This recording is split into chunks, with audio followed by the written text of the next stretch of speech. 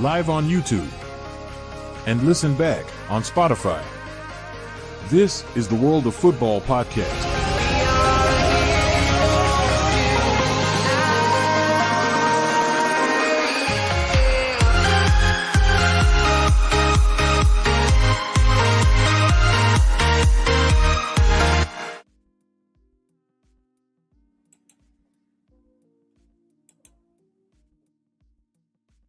Hello, ladies and gentlemen. Weekly Steelchair's owner and host, Reece, here for the World of Football podcast. My esteemed podcast colleagues will be joining me very, very shortly. That will be Julio, that will be Nathan. But, of course, this is where the fun begins. So, it is good to see everybody. Please do like, share, and subscribe to the World of Football podcast. We really do appreciate it. We've got a huge show this evening. And guaranteed we're going to have a couple of rants, some fun conversations. Julio might be on drugs. But we'll find out. But of course, we do appreciate everybody that does tune into this channel. We build, we have fun. Excuse me. We try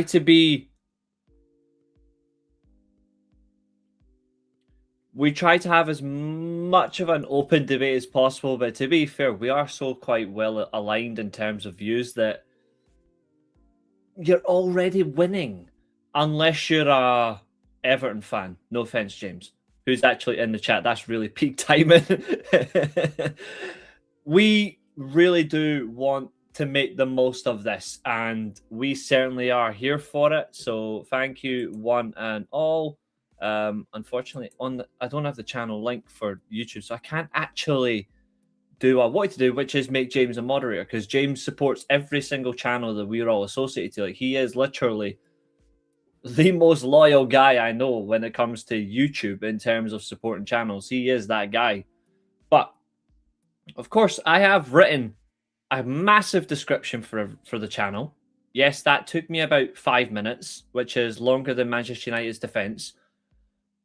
But at least it's very descriptive of who's involved in the channel, and what you see is what you get, because that's what this channel is all about. There's no mincing words on here. Especially for Nancy Boy. We certainly tell it as it is. We have fun. We don't lay it back. But we do have fun. So please do, as I say, once again, and I won't say it for the rest of the stream after this, please do like, share, and subscribe. That's it. That's the only requirement, except have fun. Get involved.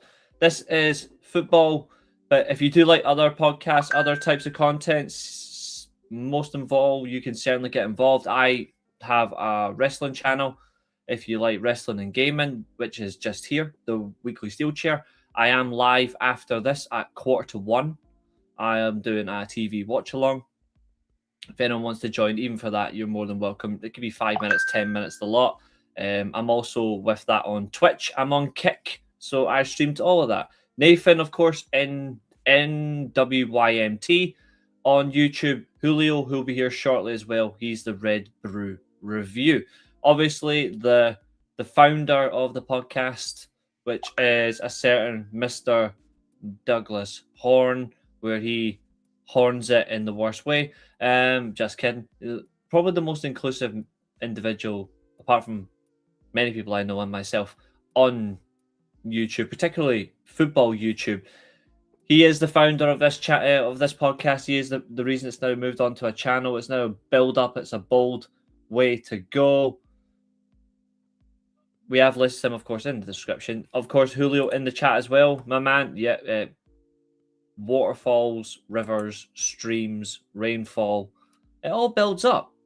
We can certainly get in on there. Of course, I had to put a little bit of mockery on Nathan in the chat, because obviously I put he's in an unfortunate love-hate relationship with Cardiff City, and to my own pain, he likes Celtic.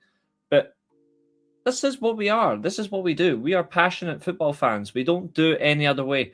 Josiah, good to see you, my friend. How are you? Again, you're more than welcome. James, if anyone wants to join us tonight alongside obviously just keep us going in the background. If you do want to join us on stream, you're more than welcome. I will drop the link.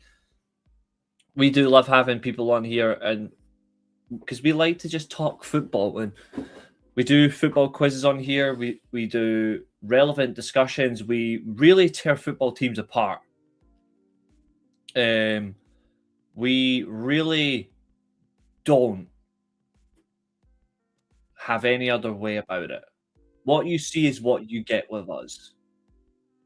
And if you don't like it, then we don't apologize. Just saying. If you don't like it, we don't apologize. Yeah, watch that change very swiftly. It better fucking happen anyway. It's only 36 minutes in, it was fine. Tell you one thing though, it proves my point about certain systems, amongst other things. It's not a good result though, but I do like watching Como, just not when it's at my expense.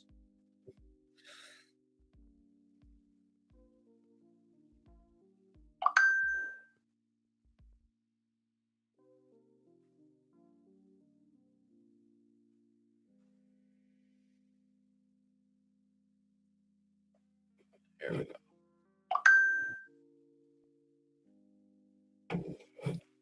Let me turn off that notification sound. Sorry, there we go. Put my phone on A. There we go. So once Julio gets in, we'll be able to crack on. Of course, we do have Nathan Cullen. Julio is watching it from the, because we're streaming on Portrait and we're streaming on Landscape. There will be two separate streams run at the same time, so everyone else is watching on Landscape, which is what I've got on in the background. Nathan is here. I think he says he's going to join about 9. I think he's going to sit about. You all right, mate? I went in on that perfect time. How's everyone doing anyway? I think they're all good. Yeah, I think so as well, James. I think Fabregas will, but I think Fabregas is doing so well with Como, he should stay where he is. Why leave? Especially when he's a shareholder in the club. Yeah, it is a bit of a bizarre one, but I don't know if at the end of we saw Robbie Savage at Macclesfield, didn't we? I mean, bit niche, but at the end of the day, even though you got shares in somewhere, yeah, loyalty's gone in football now. So exactly, it's an hard one. It is. Yeah, it is. Once Julio eventually stops pissing and he hurries up and joins, we'll be able to get into some of the main topics of tonight's discussion, but we are going to dive into one just now whilst we are waiting for Julio, and it is quite a topic. Of course, it's a pressing concern because again, people are being unfortunately victimized over where they come from, but the African Cup of Nations, I'm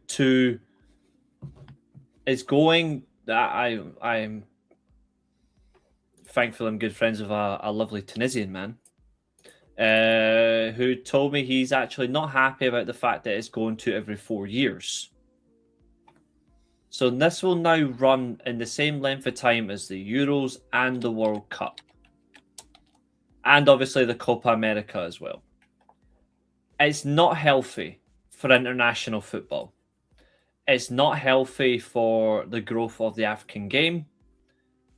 And it's also not healthy for the fact that it's going to be at the worst times of year where the viewership may not be as good or as intended to from worldwide audiences. What's your thoughts on this, dude? And folks in the chat as well, what are your thoughts on the African Cup of Nations going to every 4 years? It's a tough one because the way that it works now is very good. I think every 2 years is a little bit extreme, purely because that means, especially if you're an African nation and a really good African nation as well. You're talking Nigeria's Ivory Coast, who were amazing in like the 2000s, mid to late 2010s, with some of the players they've had, your Drogba's, etc. Senegal, who brought it back with the likes of Mane, etc. I mean, these clubs that serially qualify for all these competitions, it's literally major tournament, major tournament, major tournament, major tournament. So it'd be good in that aspect. But the fact it's going every 4 years is just going to absolutely, well, it's just going to ruin the timings for the other major tournaments as well. I mean, Euros, it won't be affected if they put it at the same time as the Euros. It could be okay. But we've already seen it with a big fixture congestion. I mean, why, after with all the criticism of the Champions League, Europa League getting bigger, and now you've got AFCON moving and completely changing, it's really bad. Like, we even see it now where a lot of Premier League players, and it's good to see the African game really expanding over here as well. It's quite mad that they're all gone for a month, adding to all this fixture congestion. Like, there's no rest there, there's no nothing. It's push, push, push, push, push, push. And the way it's just getting even worse. I mean, we've already seen the impacts with the scrapping of the FA Cup replays, which I, in my opinion, was extremely controversial as a guy who absolutely loves them. But I know, obviously, I'm against it. But at least we discussed that. Like, we discussed that in fairness. Why? Yeah. We have opinions, and that's a good thing about it. But I do get where you were coming from at the time as well. Like, I've got a massive nuanced opinion on it, but I think in hindsight, in a way, even though I still want them to return, with the lower leagues, we still got things like the Pizza Cup being expanded. Everyone knows my opinion on that. Carabao Cup's had to reform now as well, which really disadvantages League One and League Two teams in particular. Championship less so. FA Cup congestion is. I will say it's too much football. I agree. With less money being funneled down. I mean, admittedly, looking as an observation with this new Sky deal with the EFL, I think the gap between Premier League and Championship is going to close over I'd probably say the next 5 years, as long as the Premier League TV deal doesn't get ridiculous. Because I think it is starting to level now. That's an interesting point. I want to come on to that as well, because I have quite an opinion on that. James has dropped a couple of comments in which have been absolutely brilliant so far. He says, definitely not healthy at all. And it's hardly a surprise with the way football has been run in the modern day. I'm glad you're feeling great, dude. I'm glad you're feeling good. James also says, I hate the fact that YouTube literally fucking stupidly has you all in just your ads. I know your names. This is pure artificial racism.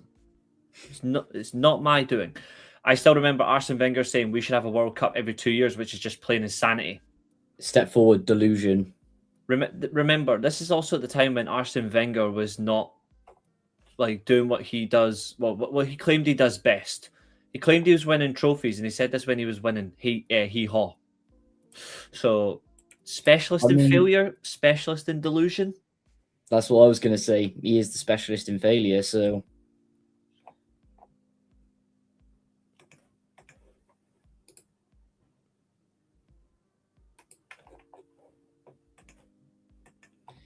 Two seconds. There we go. But I worry that the way things are being done now in football, I agree. Like, is it really healthy? Is it really for the betterment of the game? Is it really for the sport to be better? Like, I look at it and it hurts as well, because the world of football, pardon the pun, is not actually getting better. And this is kind of funny as well, that it ties into what people say about when they don't like the modern game has the difference.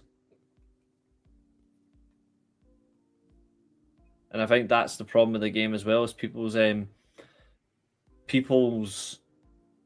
enjoyment of the game is certainly becoming more affected because of that. Yeah, I completely agree.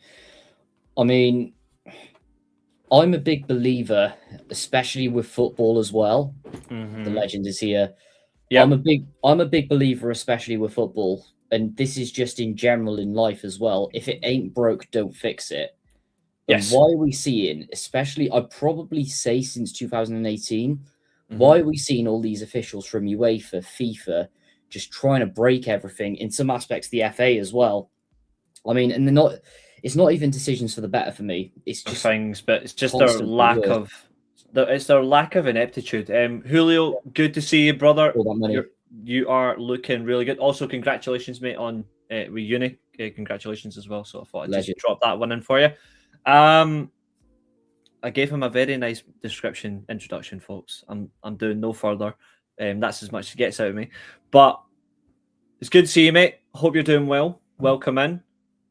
And just what, obviously, those that haven't watched the channel before as well, obviously, will get your part as well. But also, I don't know if you heard the question, but if you were watching in the background, but I just want to get your thoughts on AFCON going back to AFCON is going to every 4 years. And what's your thoughts on that with the way that the world of football is going? And how big of an impact do you think that will have on the tournament, especially the time of year that it's played on? I heard the question. I heard Nathan's analysis of it. I actually can't add anything. I think from what I heard with Nathan, I completely agree. I don't want to waffle or monologue about player welfare either, because I think that is a direct symptom of it. And we all know, I think we've heard enough about player welfare where we know actually where it would be going if that was to happen. We all know the repercussions. We're already seeing it. We're seeing more serious injuries happen more frequently in the world of football at the minute. Yes, and I think I agree with especially with what Nathan said about if it ain't broke, don't fix it. And we're just trying to add ingredients to dishes that are already well settled. You know, I think having AFCON every 4 years is fine. Having the Euros every 4 years with the World Cup in between is fine. I think we're seeing too much football now. We're seeing them try and put too much football now because they obviously see how much money is in it. But I just think that it's ridiculous. I think players are having little to no breaks now. There are, especially at the top level, managers and coaches, they are a lot more intense with their training. Yeah, they're punishing. It's almost like they're punishing players as well, which is awkward. I understand coaches having elite mindset of obviously high intensity training, high intensity everything. Now, obviously, 20 years ago, if you ask players then, all they want to do is play. I think they would rather play matches every 3 days than train.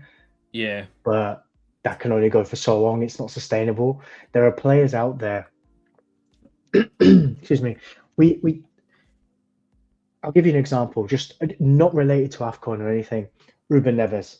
How long has he been playing first team professional football for? Well, he's 20. Was it 28, 29 now? So I'd say he's been playing professional for about, because it's Portugal, 10 or 11 years. I would say, longer. Give or take. He was captain at a young age in Portugal, and then obviously came to Wolves and he played Premier League football. The point I'm making is Ruben Neves could just as easily be one of those players because they played high-level football from such a young age that by 33 he's washed. 11 We're seeing years. that a lot now, actually. Exactly. A lot of players I've seen in my lifetime, teams I've supported. So, for example, Aaron Ramsey washed at a really young age, debuting at 16, playing proper first-team football. Gareth Bale, you could even say the same as well with the injuries. Wayne Rooney, I'd probably say, is for me the most significant one of my generation. I know I'm going to get a lot of heat for saying he was washed at an early age, but yeah, you're right. I mean, Derby early 30s, you know? I think that's the biggest one for me. That's the Rooney another example. The Rooney example is perfect. That's a great one, Dan. Welcome in as well, mate. Yeah, I'm actually looking because obviously you brought Ruben Neves as a good example. Ruben Neves has been playing for Portugal since 2012 when he was 14.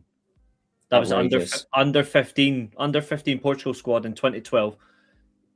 His youth career started in 2005. He was at Porto for 9 years in the youth academy. They played for Padronense for a year, and he was playing for Porto for 3 years, Wolves for 6 years now, Al Hilal for 3 years. But he is unfortunately he's a month older than me, so that makes me feel old. But Ruben Neves is 29 in March, and he's been playing professional football at a pro level. Oh yeah, I still have to bring that up. He's been playing pro since 17, so he turned pro when he was 17. So he had a little bit of a later pro start than most players his age, because they get shoved into like straight 16. in though. He's very much straight in. That's the thing. He's It's like, it wasn't even gradual. It was straight in. And also playing top level football in Portugal, even though we don't rate maybe the Portuguese league as high, but still the a high development level. is crazy. Yeah. And then straight into Wolves in the Championship, and then straight into Premier League football. And on top of that as well, Bruno Fernandes, yes, exactly. I don't think it'll be as severe as Rooney, but he is getting washed quite quickly. I'll tell you who you can... It's just different positioning. Like Rooney, he obviously out and out striker. Gradually over the career, he starts to drop back and back and back across the pitch, go into a centre attacking midfielder. And then I remember his last game for Derby, seeing him live. He was a defensive midfielder. I mean, when that's happening for such an elite player like that, one of the greatest Premier League players of all time, that's concerning at that age, and it just shows too much football. But like, it was how quickly he got washed. Yeah. He had a good season under Moyes, and then under Louis, the start of Louis' second season, we were sitting there watching him not be able to. This example hit. Yes. He had no summer break 4 years. It's the worst of them all, because this arguably. This guy played every summer for about 4 or 5 years. That Man United transfer ruined him. He was washed before he came to United because of the intensity. 2 Copa Americas in 2 years, a World Cup, a Confederations Cup. This guy was doing everything. Yeah, and it's a shame because I know people say Hazard was better. I honestly thought Sanchez was better. The difference is Hazard was playing for his title-winning team. If Sanchez was playing for that Chelsea team, Hazard doesn't even get in that conversation. The high intensity of this guy as well. The way this guy played football was high intensity. So that mixed in with not carrying as such, but he was the star player of his national team. As good as they were as a full team unit. Yeah. To not... Sir Alex in his book mentioned this similar problem with Hernandez. Yes. The problem Chicharito had was freshness. He was starting the season late because he had something going on every summer. He had a World Cup, Copa America, the Olympics. Yeah. In the 3 years Sir Alex had him. It's disgusting. Like it's crazy.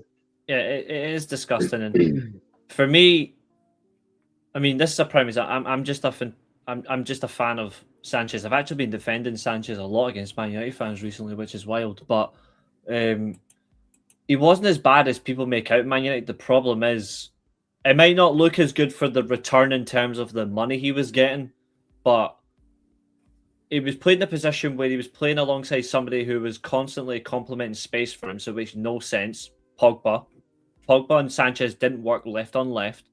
You could have played him through the middle, which Wenger done. They got a 30-goal season out of him. Like, it's simple logic. That's why Wenger played him centrally. Wenger knew he couldn't cut it on the wing anymore. And he was cutting out. If you actually look at it, when he got that 30-goal season, he was drifting out to the wing. And then he was coming in, and it was so good. And you're like, fuck, we've got an even bigger problem here. But, like, this is the thing. Like, this is the same player that gets abused for all that. But, like, he wanted to go back to Arsenal because it's not that Man United is a bad football club. I've said it before so many times on this podcast with the lads present, that Sanchez's decline, it was starting at Arsenal in that final season, before he came to the club. But he came into a tactical setup that expedited the decline. At least under Wenger's football, it's not as obvious. Like, he wouldn't have not went fully into decline until maybe the season later. This was just like that, unless Wenger changed things around. If he'd went to City, he would not have declined. Do you know what the thing is as well? I mean, City would have played him centrally a lot more. But the other thing as well, and they would have managed his minutes properly. When we saw Sanchez come to United, we'd seen him have a bit of an off season at Arsenal, but Arsenal weren't doing well, and we all thought he'd down tools. That's why he wasn't performing, but he hadn't. He was just washed. So, I think what we were expecting, we in hindsight, we were never going to get. We should have seen it. As fans, we should have seen it coming. And we've said before many times that the one pre-season he had at United in 2018 in the US, because I don't think Chile went to the World Cup that year, did they? No, they didn't qualify. Jose played him down the middle and he got 2 goals in the space of like 3 games. Now, I know it's only pre-season, but he was playing centrally. And then we never saw him play centrally. And then they got rid of him. And it's annoying for that reason. I've got a bit of a bold fix on how to fix this. Ultimately, if they want to keep all this football and maybe expand it a little bit more, there's only one thing for me, and this is going on squad registration rules and sub rules. So I did an experiment on Football Manager, and this worked a treat. And so what I did was I compared 1 full season at Cardiff. This is League One level, and I also did it with the Premier League. So I did 1 of each with the current rules and 1 of each with my new rules. And with my new rules, the amount of injuries dropped like a stone. Reason being, squad registration across the board goes up to 30, 12 substitutions in a game. Similar to international tournaments. Serie A style. Yes. Reason being, for every position, you can have a backup immediately, and then that expands the squad out so you can have 3rd choices. That massively cuts down on injuries, because if you go in, for example, Saturday, Tuesday, or Saturday, Wednesday, Sunday, or like we saw with Crystal Palace where they were playing Wednesday and Saturday at midday, it's fixed rotation. Ultimately, you can rotate and you can comfortably rotate instead of having backup players who have to know multiple positions. Football is expanding very diversively tactically, and ultimately, if you can have a backup in each position and be allowed to have them on the bench, it's much better than burning out players. Like prime example at the moment, going back to Cardiff, we have 1 left back at the club. Yeah, we are literally running down Joel Bagan's legs. But the thing is, because we're only allowed in League One 7 players on the bench. 5. Oh, of course, it is 5. I keep forgetting that. Same as that. No, it's 6 because in that stupid Papa John's touch up the Priest Trophy, it's 5 substitutes for that, which makes no sense. I will hear no slander on that trophy only because Northampton Town are actually doing well in it. That's it. I knew that would open up his mouth. I know that was coming. There's so many things wrong with it, and I do agree. I like your idea. I think the reason why they won't do it, is simply because they'll go, "Oh, it gives all the big clubs advantages." Well, no, because really. big clubs are getting absolutely pumped off mini clubs these days. It protects those clubs as well. So even with the smaller clubs, but my question is, youth academy. Yeah, because you can phase in players in more positions. It's so much better. My question is though, right? Because in Serie A, you can name practically a full squad on your bench as well. Yeah. So you can have like 11, 12 on your bench plus that. So that's a full setup of on the bench of about 23 players, which is good. You bring up to 30. The maximum you can bring on is 5 substitutions per interval.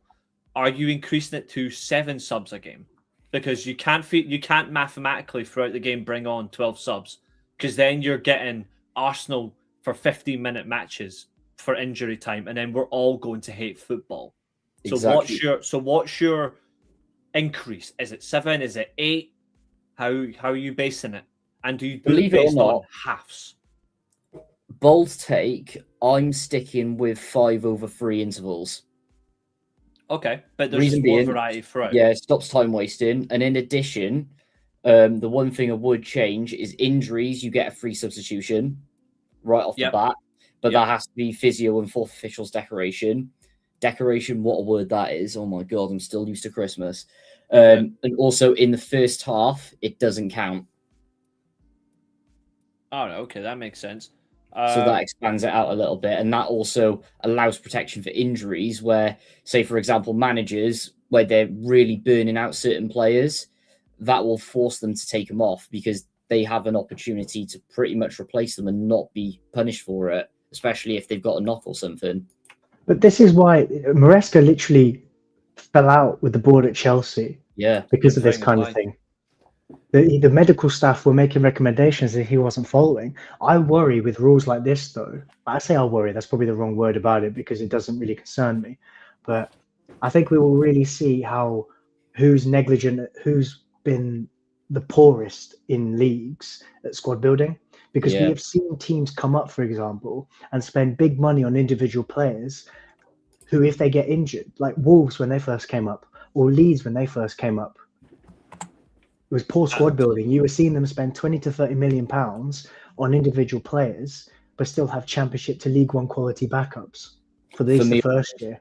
That's a great comment, Dan. I'll let you answer that one, Nathan, because it is related to yourself. Whereas I just want to confirm as well, in the meantime, again, he is still scoring goals. Christopher Nkunku has equalised for AC Milan from the penalty spot, bang on half-time. What did the Premier League do to that man, honestly? Chelsea.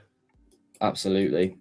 Also, another thing as well is Bologna came back to win 3-2 against Verona tonight as well. Ooh. Oh, yeah. James, here's one for you, because I've turned on the wrong channel by accident. Women's FA Cup, West Brom 0, Everton 5 in the 55th minute. James will be bouncing like a Christmas cracker. I had to say that. But go on, mate. This is your this is for you. On you go. Yeah, for me, I keep it. But what I would do, just with the longevity of games, and especially if you're increasing, well, pretty much the number of games they're playing at the moment. In each interval of half time, you get a sub. And also, if you've got subs left over from the actual match, then that carries over the stoppages purely because it stops time wasting. And even though these new reforms have been brought in where it gets added to the clock, we're still seeing it. Yeah. And I was watching Cardiff Wigan the other week. They were time wasting at 1-0 down. They were time wasting for the first 10 minutes. That's the thing. Why would you, scandalous. if you're 1-0 down, why would you time waste as well? It's weird. I do have a question. And this is something that we've all brought up individually before as well. We've all said we would reform the cup games. Like I said, I would change the Carabao Cup to group and knockout phase, similar to what they do with the Scottish League Cup up here. Start it during your pre-season because then at least it's competitive for all teams involved. And then you add in. And then we decided, actually, no, what if we just remove any team that are competing in Europe? They're not allowed to compete. Which is fair because that reduces fixture congestion for them as well. But my last question, and this is maybe one for you guys as well. Is it time, because as much as I like this league phase for the Champions League, is it time that we, like FIFA and UEFA, call upon their international tournaments that are club football and actually reduce them back to, if it's actually the Champions League, it's league champions only, plus the Europa League winner. I know that sounds very much, you're closing it off, but it's called the Champions League. Last time I checked, Arsenal haven't won a league title in 22 years. It can't be the Champions League when Arsenal's involved. That's the participation league. The UEFA Cup, at least you can take part in that, or the Europa League, or whatever they want to call it. I just like know what? I would have something different. I keep the Champions League as it is, but everyone knows I go back to the group stage format, and that's across all of the tournaments. I would bring back the Cup Winners' Cup. I mean, technically, that is what the Conference League's for. That's exactly what it is. That's what it is. But then again, you're getting like 7th in the Premier League in there, and they've got to compete with like the New Saints and stuff from Wales if they can qualify. Yeah. I think the Cup Winners' Cup should purely be FA Cup, Scottish Cup. All of those major tournaments for me, you get automatic in there. But if you're in another European competition, it drops down to the runners-up instead of like who's next in the domestic league. I'm all right with that. I think it's purely merit for me. Because I still think the fact is certain leagues are being excluded, like as league champions that are having to enter playoff phase. Like I can't stand Celtic, but I've said it on here before. Celtic won the SPFL last year, but they had to go for a fucking playoff to qualify because every Scottish team fucked up in Europe and the coefficient dropped. The coefficient, in my opinion, should only matter if you're trying to add more teams from your league to the Champions League or European qualification, the champions should still be able to qualify. It's stupid. Like, are certain teams missing out of it? Yes, but it shouldn't be about excluding them. I know why they do it though, but it's ridiculous. And it also excludes a lot of very good footballing nations that go under the radar. Look at the good amount of good teams in Croatia, Belgium to some extent, Denmark, Yes. Poland, very underrated as well. Hungary with Ferencváros, or however you call them, they're another great size. Absolutely. Even Greece, for example, loads of great teams, especially in Athens. At the minute, they're all being excluded a lot, and that's where you can sort of spread it out and diversify it. For example, Europa League wise, you could even reform it, wild idea, to exclude like the top 6 nations and then really focus on sort of the lower coefficient countries to help get them in the Champions League and progress. Yeah, I just worry that they don't. Julio, is there any changes you would make? Anything that you would think might? Obviously, this is hypothetical, but is there anything that you would change or you would mold differently? I would definitely. I like the idea of prioritizing smaller nations because, like you said about Celtic, I'm kind of sick to death of not seeing them in the Champions League, and sick to death of seeing them at playoff phases. Definitely reduce the allocation of the top 5 leagues. 4 or 5 teams from the Premier League. No. Definitely it should champions. be free. It should be free for me, if I'm being honest. I was thinking 2 or 3, depending. Oh, fuck. I did not do that. Done it. So. Sorry, my sound cut out. Can you guys still hear me?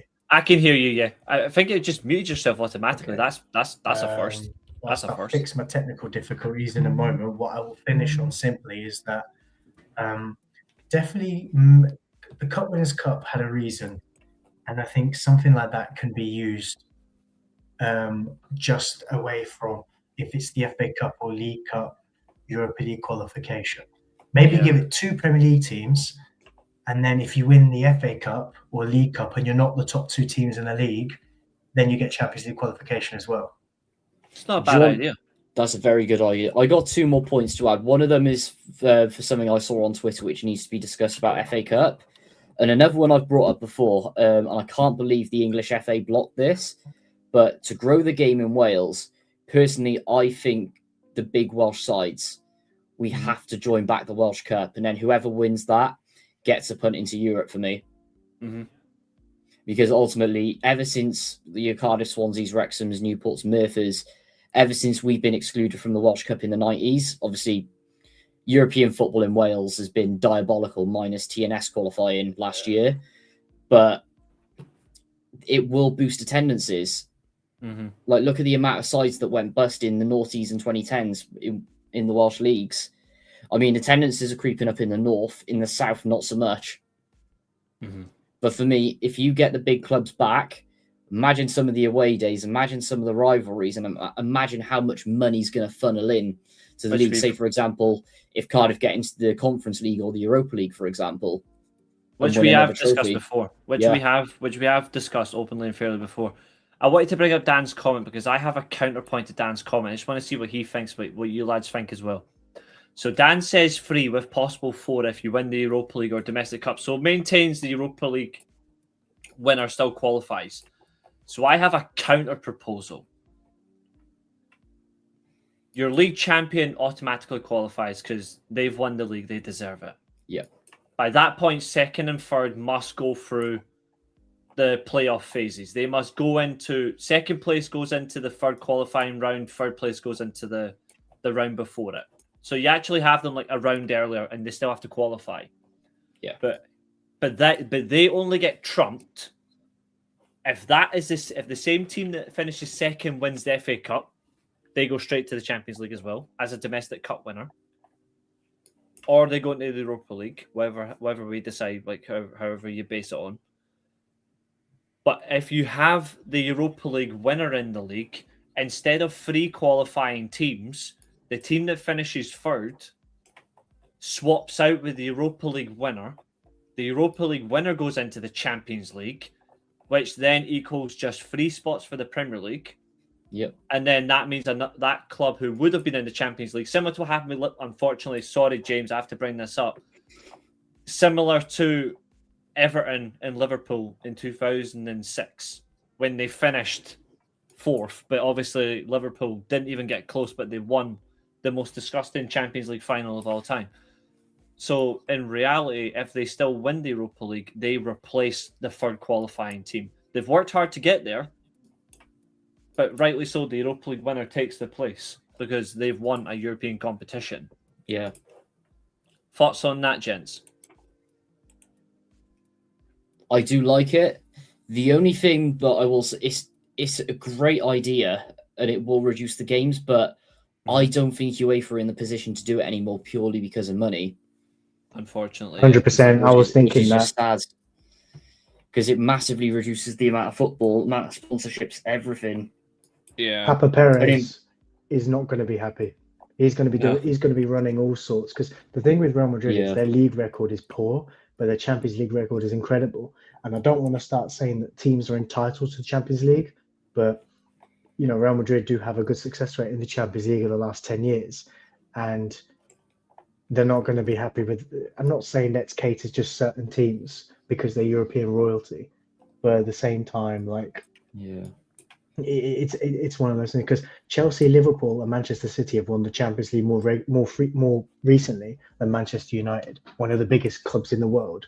So, like, entitlement is, do you know what I mean? But I think at the end of the day, it's just all about money, and they're not going to do that. I hate the league format. I do hate it because I do like the jeopardy coming into the last 2 games.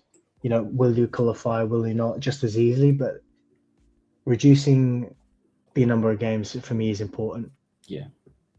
Another thing that I will say, and this is going back to this is something I saw on Twitter actually, and it's in relation to the FA Cup. I'm not sure if you guys saw it. Just make it a knockout phase from the start. It's a good idea. But yeah, FA Cup wise, I think this will give too much an advantage to the top teams, but there's so many nuances with it that I don't like about this. Premier League teams being seeded all have to have away ties for a lower league opposition. I said that as well. But it's like, a good idea, but it cuts out all of the away days for the smaller clubs, and they must be, and also makes it less competitive. They must be televised as well. I've just seen something here That's another big problem I have, especially with this weekend. BT have got too much of a monopoly on it. Yeah, I've just seen something here as well. This is it's not official as a transfer has been completed, but breaking news: Celtic have made an inquiry to sign West Ham striker Callum Wilson. Do Celtic need another striker? He's a free agent now, isn't he? I think he left West Ham a couple of weeks ago. He's still I think, but they're saying still West Ham, but potentially he may have just left. But yeah, I think it's because they couldn't. I think it's because they couldn't get Kyogo back. True, but on the other hand, with Celtic, you still got Maeda, you still got Kelechi Iheanacho when he comes back from injury. He's pants. And you still got Kenny. As far as I'm concerned, that's enough to at least win an SPFL title, which they won't, especially not this season. No. Especially not after the fact Rangers have pumped in 10 million quid in January alone. True. I don't think anything happens until after the Hearts game for Celtic in terms of January business. I think Martin O'Neill didn't have the Hearts game, so I think they will properly review, because that for me is a statement match for both sides. Yeah. About their title chances this season, and I think if Celtic miss out, if they lose that game or drop points or whatever, then they go in for that Wilson deal, or probably to the end of the season. They're trying to sign a Rangers midfield target as well, Silas Anderson, big Swedish midfielder. They're trying to sign him as well. I don't think Rangers are going to let it happen. They've already signed a left back. They've already signed Skov Olsen from Wolfsburg, which good signing. A crazy loan deal, and they're going to get him for nearly half what Wolfsburg spent as well as an obligation to buy, which is absolutely brilliant. I'm shocked at that deal, to be honest. This is what's frustrating with Celtic as well. Minus the injuries, I see nothing wrong with that squad of where it needs to be improved. Potentially a centre-back you could look at. Goalkeeper, definitely. I really rate Kasper Schmeichel, but he is massively dropped off a stone. But midfield's really strong. I mean, Engels is probably the most inconsistent footballer I've ever seen. He is so bad. I rate him at times. That's where it's a bit mad. He gives me Toran the Flow vibes in terms of expensive. Expensive does nout. But I actually think as well, because Rangers have got Hearts still to play as well. Rangers have beat Aberdeen there as well. Rangers are the most informed team in Scotland as well. I don't think you have seen this. Like, since Danny Rose took in charge, he's 14 league matches, plus 18 goal difference, 35 points won in the league since he took charge. James is right. Nah, the biggest mistake was not sacking Nancy. They should have kept him. Knew that He was doing good. But like 35 points in the league, the second best team in the league based on form since Danny Rose taken over was Motherwell. Then it's Hibs, then it's Hearts, then it's Celtic. That's the major change in the league. And if obviously a league is not one based on form tables, but right now, the fact that they've went and spent big money as well, unless they get crazy injuries or they somehow lose to Celtic, I don't think Rangers will fail to win the league.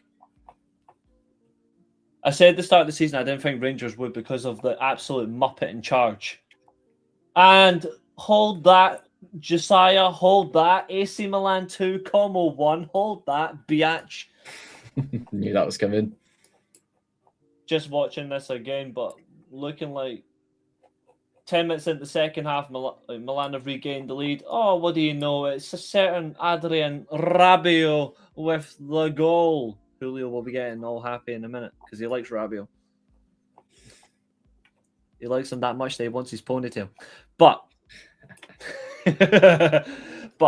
unless there's cataclysmic injuries or anything else like that, I actually think Rangers are going to take the league. But Martin O'Neill's coming back in. They should give him the job for at least 18 months, in my opinion. I'd give him until next summer because that gives Celtic a proper time to reset, get everything in order, because they should have never got rid of him, especially with how well he was doing. And we all knew that Nancy deal was just going to fall through the floor. But really, they need to build a philosophy because after next season, it's going to be a rebuild anyway. So get it in now is my opinion. Oh, massively. What do you know? He's actually... I did say he could join us. What legends. Wait, when his internet pops up, it's like Liverpool. It's hot and cold. Yeah. 10 minutes into the second half. We'll just wait for him, mate. I like the fact they've got the wavy background on. Hello, mate. How are we doing? Not too bad. How are you? Not bad. Just watching the Como Milan games. Your exact words to me were watching the Como masterclass. Yeah, because at the time they were playing very well. You're watching the Don Allegri masterclass, my friend. Well, it appears to be so now. Oh yeah, of course. Obviously, for you guys that don't know him, if you haven't watched, like Josiah is one of my regulars on my channel as well. He's one of my co-hosts as well for my wrestling shows. But he is a Liverpool fan, so he has a bad taste in football. But he will have a laugh with James over club rivalries. But it is good to see Josiah. So obviously Nathan off camera. Well, he should be on camera now because he said he'd be on camera at 9 o'clock. True. He's 5 minutes late. And obviously Julio down the bottom beside you as well. But welcome to the World of Football podcast, my friend. Thank you. I've been following the conversation, and it's been very interesting to say the least. Well, you're actually a good one for yourself, mate. Considering with AFCON Cup of Nations, you obviously have a team over there as well. I want to ask you, what was your thoughts? We weren't actually in it. We're not actually in AFCON, to be fair. Well, they're not in it, but you still have at least some relevant ties to that. Yeah, matters. So to actually get a very prominent opinion, what is your thoughts on what we said earlier about the game and how things are with it? Like I said, my take on it is you can look at it in two ways. I do see the whole it damages the growth of football in the continent and all the stuff that comes with that, with it going to every 4 years.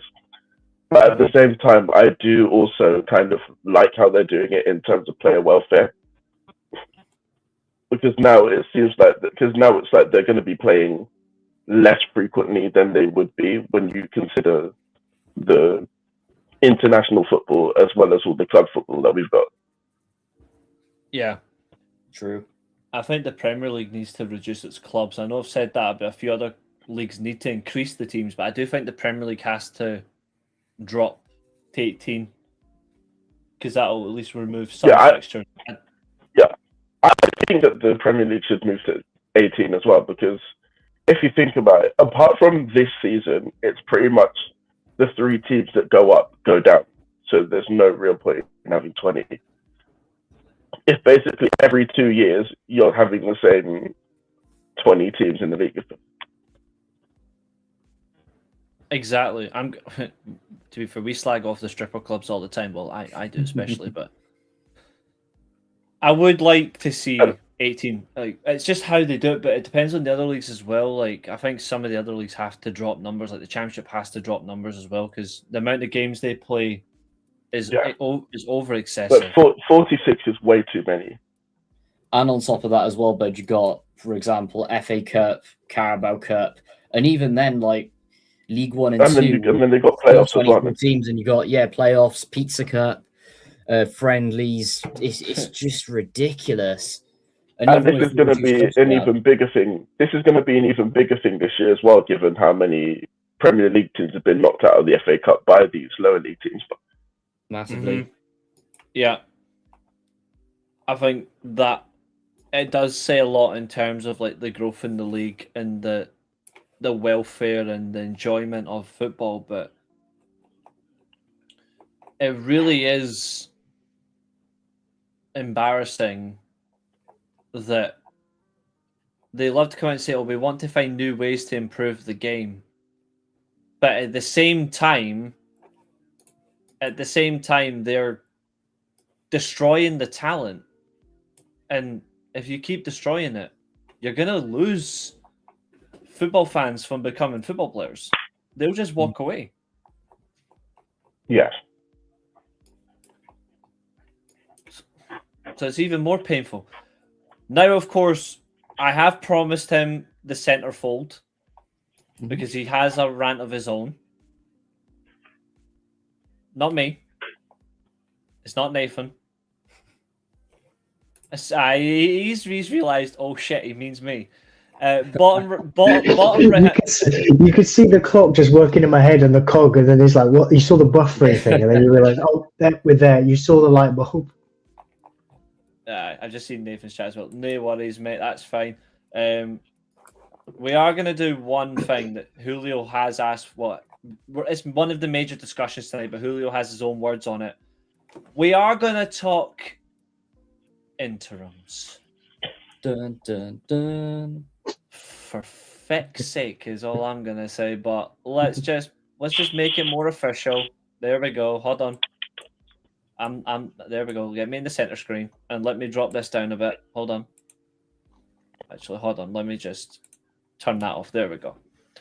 We can still view your chat, but for the minute, just because he did ask for center stage, he's got a few things he does want to bring up. So, Julio, interims again. Unfortunately, our club, we may as well just call ourselves Interim Chester FC, or Interim Chester United at this rate. But again, it's not just the fact that clubs are taking the interim route. It seems to be becoming even more prominent in football that it's actually destroying the opportunities for permanent managers to walk straight into a job. What is your thoughts on interim managers and the current state of our fucking disaster of a football club as well with another interim? I mean, in United's case, there's two ways to look at it, not just with who they went for in the end. I will go into obviously what I think about. Sorry. That's all right. I think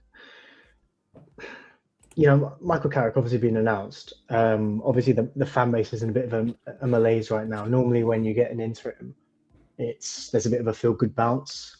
Yeah. The energy thinking, right, new face, it could be good, but I don't know with this one, like it doesn't feel like that this time, because I think obviously we've just had 2 games of Darren Fletcher, a draw away at Burnley, and we got knocked out of the FA Cup by Brighton, and even though that's the case, we're still well poised in the league because everyone around us is floating, inconsistent, dropping points. I said last week, this league isn't competitive.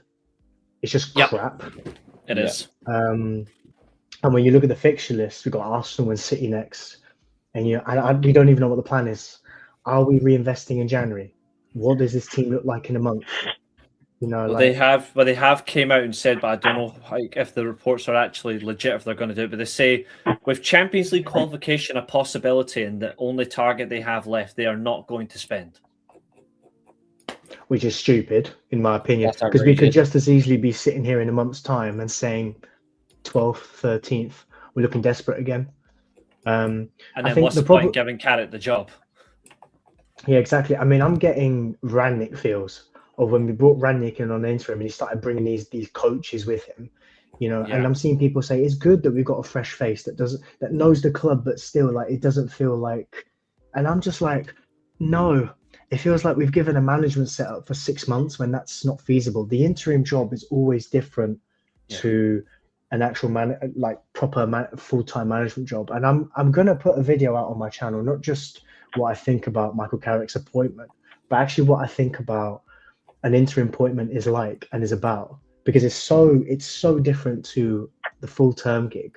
Yeah. Now, I think, he had a decent enough spell at Borough, but we saw the issues at Borough, and Borough fans will tell you the same things. He can be stubborn, the in-game management can be questionable, and sometimes it feels like he doesn't shift quickly enough when the game changes. Yeah. I'm not saying that's definitely going to happen here, because managing Middlesbrough doesn't translate to managing United. Different pressure, different personnel, different resources could go either way. Borough did sell their better players and not replace them properly at times, and I say at times just because they did invest at times. And that kind of thing can derail a manager.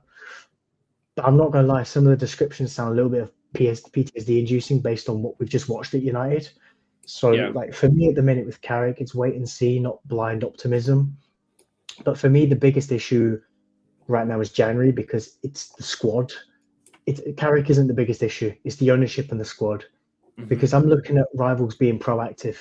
And United, we're in a more desperate position and we're still being hesitant. I get January's hard because paying a premium, clubs don't want to sell, players need convincing. But we have holes in this team. Like, we keep seeing names of Walton, Anderson, Baleba, and we were seeing links with Semenyo. And I think the part that people aren't clocking is we lost a significant amount of money already this season from not being in Europe and not being in cup competitions anymore. Yes. Ticket revenue, TV money, general match day income, gone.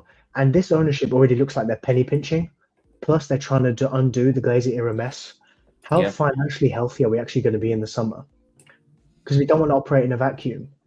Like, if we sleepwalk through January, we'll be out of the European League race, scraping Conference League at best, or nothing at all. And some people will say, I'd rather know Europe, but Europe is an olive branch into recruitment, and without it, you pay higher wages, you pay the United tax, you end up overbidding again, and we're in the same cycle. And what's frustrating is when we go deeper, we spend £120 million on profiles like Cunha and Mount, but to be honest, what is their best position? They're half and half players. They're very quickly being elephants in the room. They float between 10s and 9.5s and wide midfielders, inside forwards. They're not pure creators, not true wingers, not strikers. And when you're constantly... People didn't believe me when I said Cunha was more of a system signing than Dorgu. And we're seeing that now. Yes. I don't think you get the best of Cunha unless you move Bruno Fernandes somewhere else, or you play a system that plays 2 10s, and you can still lose out on, where the likes of Mbeumo can play and whatever. And then you look at the knock-on effects. You change your managers, change your formations. We're back with the square pegs in round holes. You sell Garnacho, you sell Rashford. rightly or wrongly, where's the left winger in this team?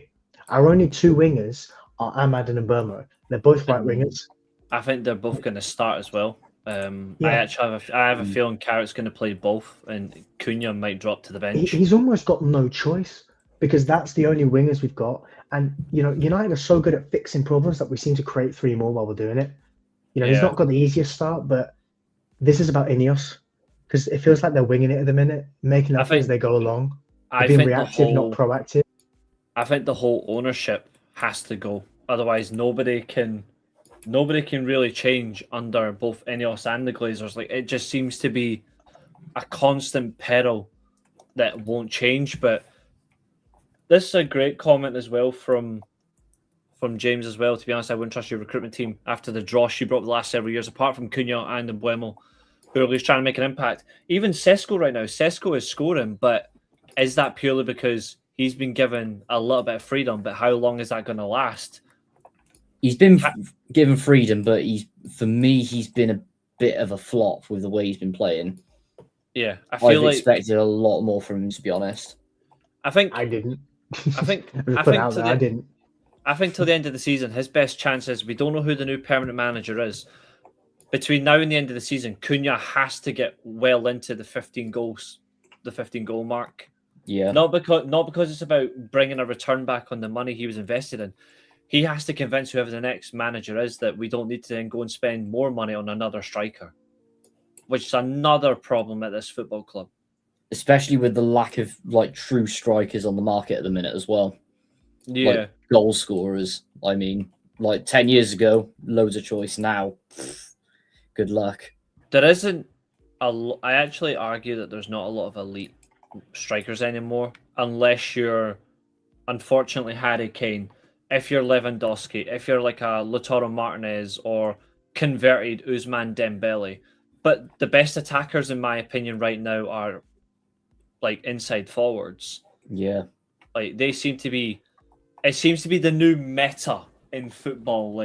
Forget your aura pish. It's simple. The whole new method of football is, and it's actually a more relevant word, it's the current meta. What is actually changing? It was the 3-4-3 for 5 years. It was the 4-3-3 with positional play. It was a 4-2-3-1, either deep low block, or you play high press system prevalent, or it's 4-4-2 counter ball, or Arsene Wenger just touching everybody at the side with his Welsh imitations, that she did do, by the way. There's an interview of him doing a Welsh imitation. It's really funny. But there's all that shit out there. But it's the meta, and the current meta is either a 4-3-3 or a 4-3-1-2 with split strikers with a number 10, or it's inside forwards with a main man up front who drops deep.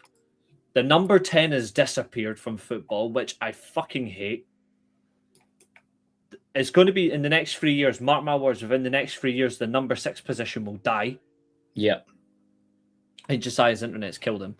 In the next couple of years, the number 6 position will die. And if anybody wants to call me out on that, I guarantee I'll be right. We are literally at that fault. And I'll tell you what else is another thing that has to die. The number 6 doesn't have to die, but playing out from the back has to die. Yes. Ball playing goalkeepers must be executed on the spot. Managers like Russell Martin and Scott Parker need to be executed on the spot. Well, that and anyone who's Spanish, no offense. Even Antonio Raiola. Anyone who dresses nicely to overcompensate for how crap they are. Correct. So that's not Raiola, because we know that he doesn't dress smartly. He just dresses like a man. So Raiola is okay. But yeah, the whole building out from the back, even the Germans to a degree have to change it. The Italians have to change it.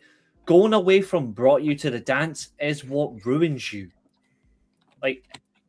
Even England, to be fair, England are playing well under Thomas Tuchel. But England playing out from the back, they look clunky. It doesn't work. No worries, brother. No worries. It's good seeing you. But Tuchel himself is different now. The Bayern job changed him. Before Tuchel, we saw him high press attacking football at Dortmund. Mm-hmm. He started with that at PSG, then became more possession based. And then obviously at Chelsea was something a little bit different. And then at Bayern, the guy seems so obsessive with control and possession now. And I'm like, I don't know if I like that. I know the Bayern job was weird. It didn't ruin him, but it made me like not like what he was becoming. And then all of a Because I sudden was people like, say he's look not what a you good did manager before. anymore. Yeah, exactly. And it's like, what the hell? Because this, I know what this guy can do, and I know what he's.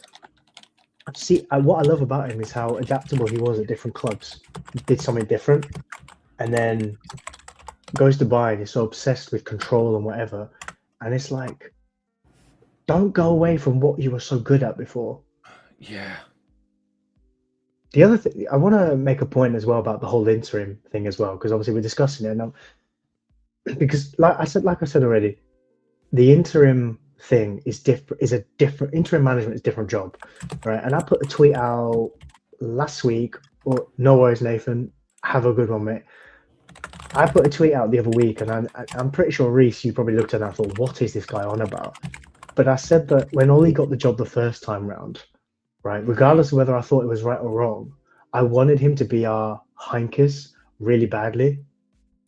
Mhm. Not because I think they're the same, and not because I think they're both elite and they're both on the same level, but it was the case of there was a couple of things. It was a couple of things I saw in the interim where I thought, you know what, they resemble. Not to say that he's that, but it's because interim management is different.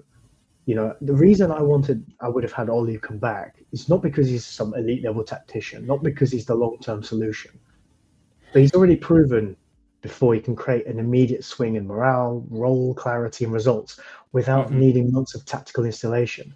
Yeah. You know, because the dopamine of a glamorous appointment, granted, it feels like progress, even when the outcome says the opposite. Yeah. But he was really good as a short-term stabilizer because he changed after he got the permanent job. Yeah. He's not trying to turn the squad into a tactical laboratory. You know, you need three things. He retreated. You know, he needs, like, to break it down, interim management is not about building like a good philosophy or anything. It's just stopping the bleeding fast. It's about getting the team functional again quickly by solving three things: morale, because performance collapses when belief collapses; goal clarity, because players can't execute what they don't understand; and then thirdly, game state discipline, because even a broken team can still points if it stops beating itself. And the reason why most interims fail is because they treat it like summer appointments, when really, you know, they asked them to install a new system this season when the squad is psychologically fractured, physically overloaded, tactically confused, which happened with Ranić when he came in. But when you successful interims, there's two in my head: Gus Hiddink, your Heinkes. Chelsea didn't become a tactical invention; they just became an emotionally stable and structurally clear team. You know, and then Heinkes, no theatre, no project, just competence, authority, simplification. The mission was achieved. And that's the interim archetype that works. Stabilizer with leverage, not revolutionary. Sometimes, interim can become permanent, like Hansi Flick. But even Flick didn't win because he arrived with a manifesto. He won because he created instant clarity and got the squad playing free. That's the real interim superpower. And you know, I always say the vibes or counterattack was kind of lazy as a narrative because it was just flexibility. He prioritized player comfort, attacking freedom, and emotional momentum.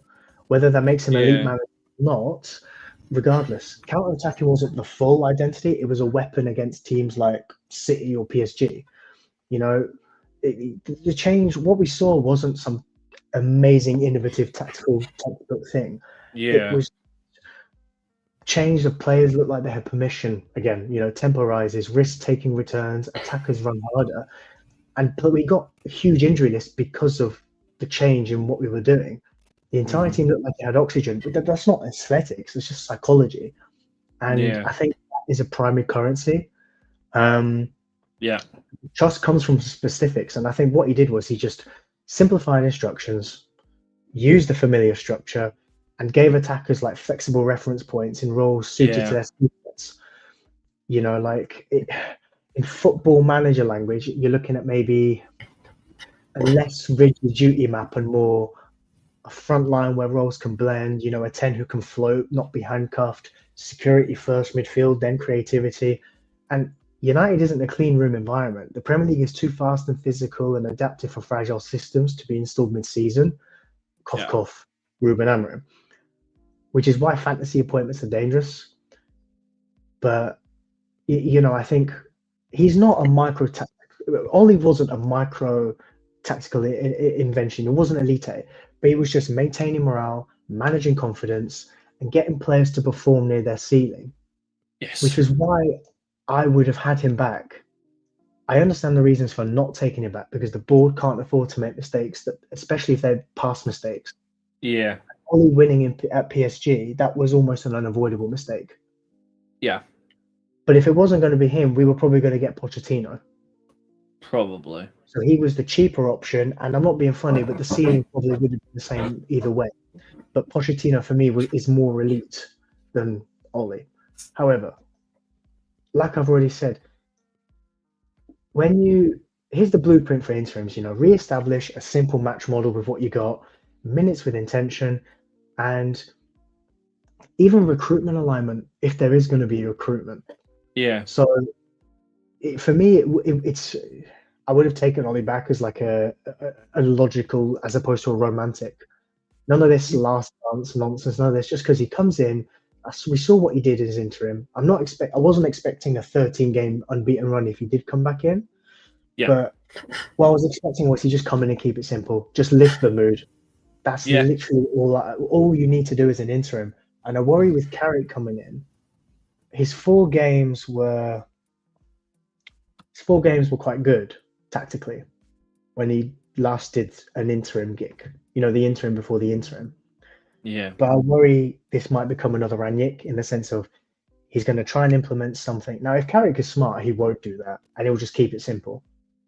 Basically, I think if Carrick plays, he'll probably play a 4-2-3-1. But if I was him, I'd play a diamond in midfield, four at the back. Yeah. It's because the two-striker formation, actually, we saw Carlo do it at Real Madrid when Jude first came in, and you had Rodrigo and Vinicius as two split strikers who obviously spread out wide. Rodrigo carried that team as well, which I will continuously reiterate because Vinicius Jr. is a bitch. Carlo Ancelotti kept it simple, which is why he'd be one of, if not the prime candidate for me in the summer, because he just come in, get results, and keep it simple. That's why Heinkes was so successful at Bayern. He was always the fixer on an interim, and then they gave him the job, and he became a treble winner. Gus Hiddink's first interim spell at Chelsea. It was really good. Honestly, I would have called either of those. He only lost one game. Interim. He only lost one game, and that was against Barcelona. Yeah, exactly. A game they should never have lost. They didn't even lose that. They drew that 1-1.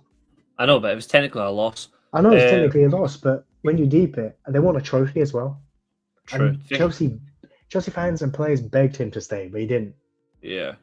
That's a fair point as well, Nathan. That's a great one. You could also play... Yeah, that's true. Ineos can't keep writing off seasons as well. Any ownership must never write off seasons. Yeah, it's 2 years in a row we're writing off a season halfway through the season. And like I said to you last week, Barada had this idea of winning the league by 2028. You can't afford to it can't be a case of get it wrong the first 2 years and hopefully recover. You've got to have a plan. They have to have an elite... half of it. They have to have an elite manager with complete free role to do what he needs to do with no interference. Josiah, bringing you into the centrefold, the big man with a smile on his face down. But you are one of a rare breed. You, sir, are a Liverpool fan that doesn't like Arne Slot. Someone who actually has his head screwed on straight. So, yourself, your club, at the minute still have your permanent manager. You could end up with an interim, depending on what happens if you end up sacking your manager. But what is your overall thoughts on? But what are your overall thoughts on the interim managers? Not particularly like your club's biggest rivals, but just in general. What is your thoughts right now on interim managers? I feel like it kind of depends on the situation and the ambitions of the club that's employing the interim. Because if it's a club that will obviously be open to and accepting of interim managers proving themselves and getting the job permanently, then I would be in favour of that. However, if it's just the case of we're giving you the job to steady the ship until the next manager comes in. I'm not a fan of that. Yeah, I think that's fair. Do you also, James is putting there about like how clubs must, like the stupid logic that every club has to play like Guardiola, but like, do you find that's also a major problem in football as well? Like, everyone just seems to adopt this philosophy because I'm sick of it myself. Yeah. I think that's a novelty that we should have moved on from years ago. Then. Do you ever think that actually could be coming to an end, or you think it won't? It'll carry on. Like, because I actually wonder if they'll ever move away. Well, I think that we have moved away from that, but unfortunately, just for the worst in terms of the way teams play now. I agree. I think we are coming away from it, but I think we've got too many students in the game currently who are doing that, so they're going to still keep doing it. But I do agree that we're seeing a lot like come away from it, and I think we're seeing a lot of good football that has been played, like PSG last season, very good football. I think some of the best football I've watched in the past 10, 15 years that hasn't been possession-based football. Praise a good manager that's not Pep and his internet wanted to hate him. That's horrible internet. That's horrible behaviour. But yeah, carry on. But it's the right, for me, it's the right type of manager that makes sense. Like I prefer his football to Pep's every day of the week. Carry on, Julio. Carry on. I was going to say, like, I think on interims as well, actually, I think this comment actually makes a fair point, but it's like, how many interim managers have we had in the last 10 years? Giggs, Solskjaer, Rangnick, Carrick twice, 5. Rude and Fletcher as well. So 7. So it's becoming a bit of a frequent joke, if I'm being honest. I understand the notion of, okay, well, we're going to do our due diligence and look for a better appointment in the summer. You shouldn't have made a crap appointment in the first place. How am I supposed to trust this current board in making a good appointment when they already messed up once or twice, if you include keeping Ten Hag, after shopping around Europe, fumbling good managers like Tuchel, and deciding actually let's keep Ten Hag and spending money for him, right? Yeah. Like I said on my channel when Amram was sacked, I'm just an accounting graduate who lives at home and is just doing a vlog in the study in his house, right? How could I, months and months and months ago, see that it was naive to hire a manager like Amram mid-season who plays one-dimensional football, can't adapt in-game as well as maybe his reputation suggested, and he needs 11 to 15 new players to fit what he wants, and he can't platform what's currently there, and he's very limited tactically to be able to adapt to what he's got tactically and tweak it and adjust to platform what's there. Like, you should have seen that coming. There was the one guy in the building who said no, got sacked for it. And Ashworth was right and wrong in what he was saying, which was, yes, Premier League proven. Yes, Amram wasn't the right choice for the squad or anything. Yeah. But he was wrong to suggest Southgate. I don't know much about those briefs, but I know he did suggest Howe, Thomas Frank, and Marco Silva. And whilst I agree it's right to go Prem proven or whatever, not having a definitive name out of those 3 is a problem for me, because 1, those aren't the 3 I would have gone for given the magnitude of the job, and 2, if you can't give a straight answer for one of them, if you're sitting there saying, well, these are my options, but I don't know, then that's not good enough. Twiddling thumbs, mate. It's not good enough. So it's 3-1 Milan, by the way.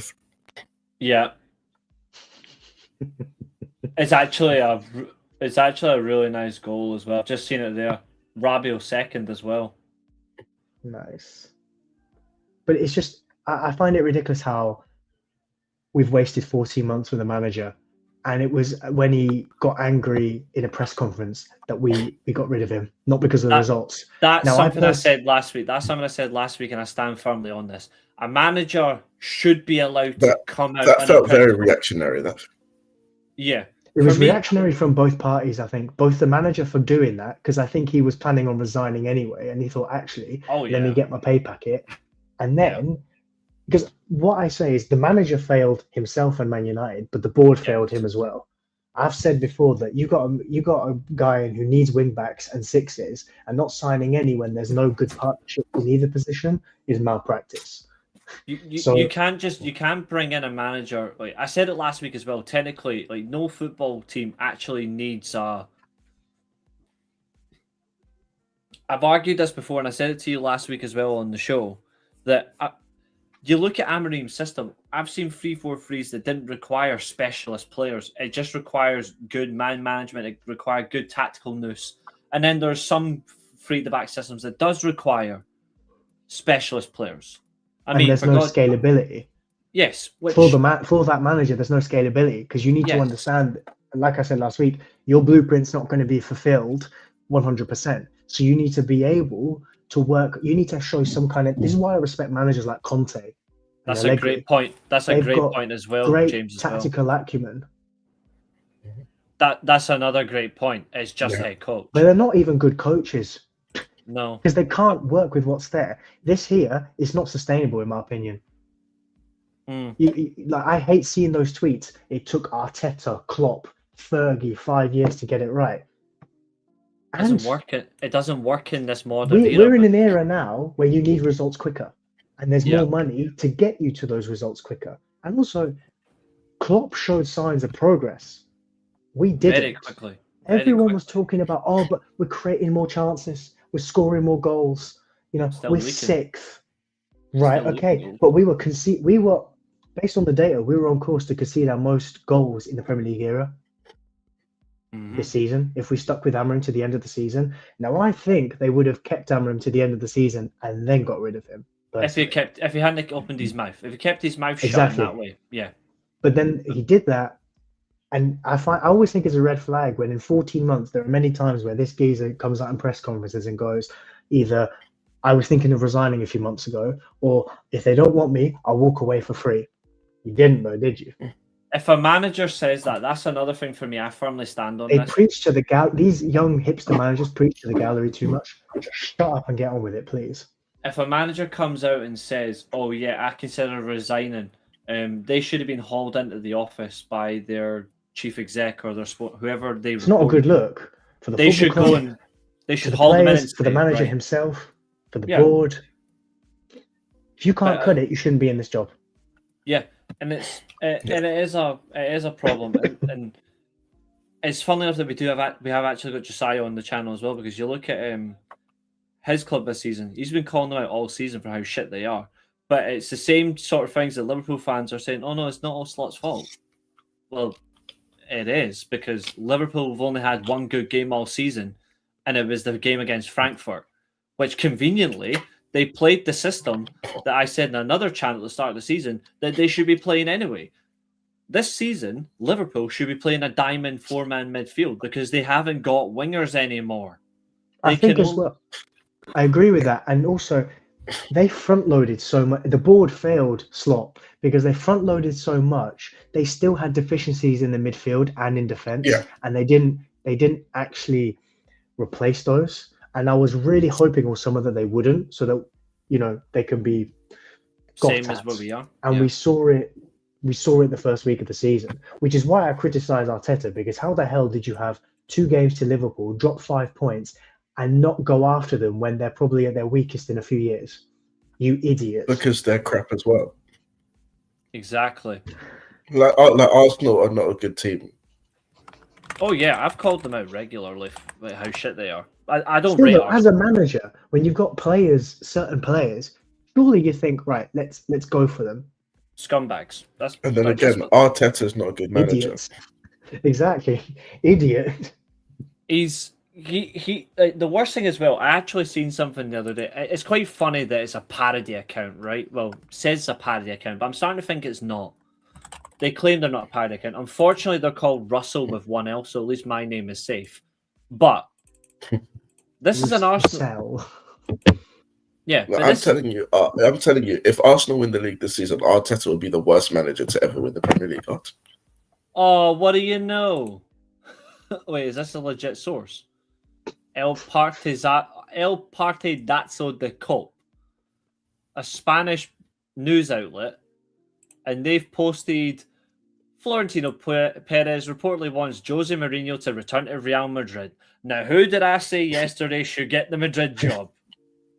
In fairness, I will say this link always happens. So I know, but I still like the fact. Watch this space. I still said it. Mourinho shouldn't go back there though, because he would fall up with every single person in that team very quickly. I want him to go there just to kill Mbappe and Vinicius Junior for half price. If it was Mourinho, Jesus Christ.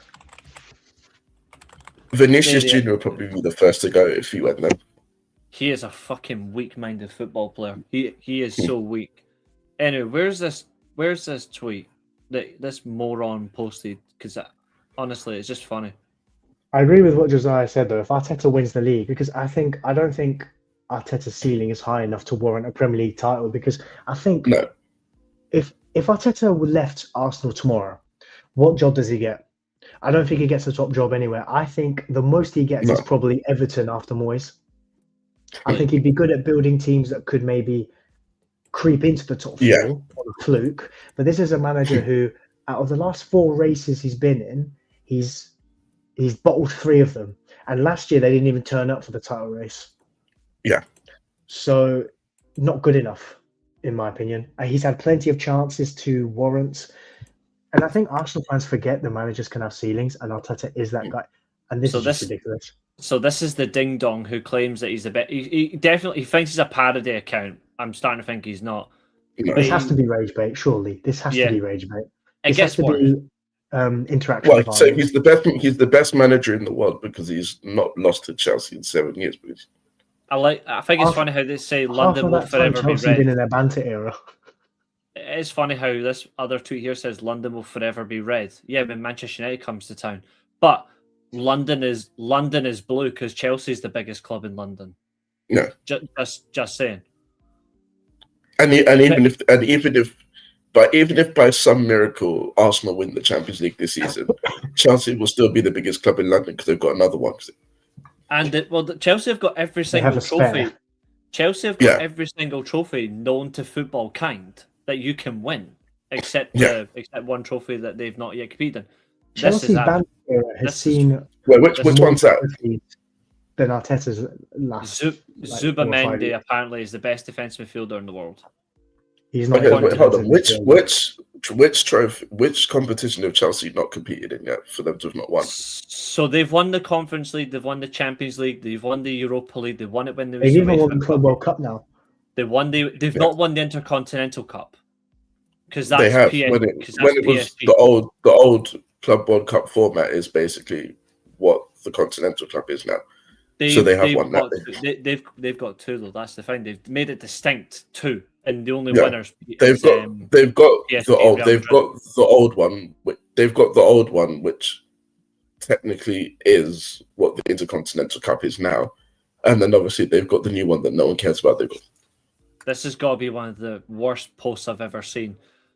That Henry Winter, not just the goal, it's all Zubamendi's work, patrolling in front of the back 4, tackling, intercepting, keeping the shape, dovetailing with Rice, launching attacks, being at Arsenal only 6 months.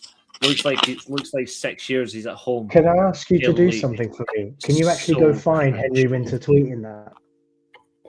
I'm actually so tempted, but I'm still looking at these. I'm just looking at all these. These are Arsenal fans. Don't get me wrong, by the way. I think Zubamendi played well last night, but he showed to me that going forward he's all right, but in his own half he's not that good. So he's not that good of a defensive midfielder. I think if Arteta wants to shore out the league, he has to play Rice and Zubamendi together as a pivot, as a double pivot. This is when you know that your big club status unfortunately takes a hit. There's losing to Arsenal, and then there's conceding to Gyökeres. Yeah. Like, conceding to Yokozuna is not a good look. Jesus Christ. Oh, do you know what? I don't know. Fuck this. I've had enough. Get him off here. I've had enough. I'm going straight. No. To be fair, they're gonna say he's not a striker. All right, fine. Hold on. Then there's only one that works. I've had enough. I was going to say Isak because he's Swedish as well. Show me a better striker than Gyökeres. You could put Osimhen in there, if I'm being honest. I know he's playing in Turkey, but I'd rather have Osimhen than Gyökeres. Get And your I said that Ekitike, in summer. he scored more goals than him. Ekitike. I'm going to die on this hill. Ekitike is a better player than Isak. Even Voldemort does better than Gyökeres.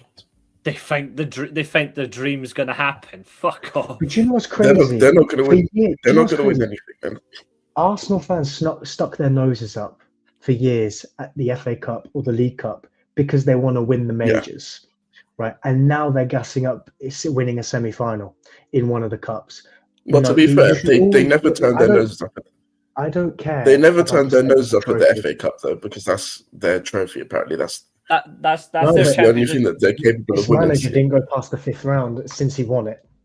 Yep, they finished 3-1. And that wasn't even his squad. That was They finished He 3-1. wasn't even Milan. squad. Exactly. I think Let me just have for 2 seconds whilst I go look for Henry every Winter's time they account. got knocked out of a competition, got bigger fish to fry. No, you don't. literally every time, anytime that Arteta doesn't have, ever since he's had a squad of his own, they've not won anything. Yeah, and their fans were actually saying, "Oh, even if he doesn't win a trophy, it's okay, because we're getting better and better." I was like, "Well, so you should go and play badminton then." Which is, let's see, can we find that tweet? Oh, there it is. He did tweet it. Oh God Almighty, the glazing. I mean, Like it I must said, be. I It actually must think he be. played quite well, but I think that a lot of that was in Chelsea's half. I don't think he was particularly good in his own half. I'm just gonna. And also, casually if you look at Chelsea's team, it wasn't like they were trying to win the game. When I saw Arsenal's lineup, I thought they were playing for a draw. So fair play that they actually got themselves in a position to score 3 goals. They shouldn't have conceded 2 goals when they did, though. But I think I might. Be I actually quite do wrong. think that on Gyökeres, I actually think he can do more. But also, I think that he's in the wrong team. I think I've been very fair when I've quoted him. I think I've been very fair. Gyökeres should have gone to Man United in fact this year. He would have came to Man United, and then we would have made them even worse, and then we would all be vindicated for the fact that he's just a sporting striker who had Coventry ties. And it's funny how all of these Premier League fans were slating us for going to the Portuguese league to buy Nunes, but yet nobody's allowed to criticize Gyökeres at all. No. Oh yeah, exactly. But they don't know what they're doing. And even still, even Darwin Núñez, with his inconsistent amount of chances missed, he was still a better player in the Premier League than Gyökeres has been. Over over just a single season metric, Darwin Núñez is actually still a better player than Victor Gyökeres. If Tupac was still alive and Darwin Núñez is shooting at him, then absolutely Tupac is still alive. But in terms of his overall working, that's the type of player that you want to say. If you want to have a striker who does more than just score goals, then yes, Gyökeres is a goal scorer. You bring him in to be a goal scorer, not for you to glaze and say, "Oh, we need you to hold up the ball and do all this." That's not his job. Like, I actually came up with a good comparison for this. When everyone says that Haaland is a horrible footballer and all he does is score goals, Gyökeres is what people say that Haaland is.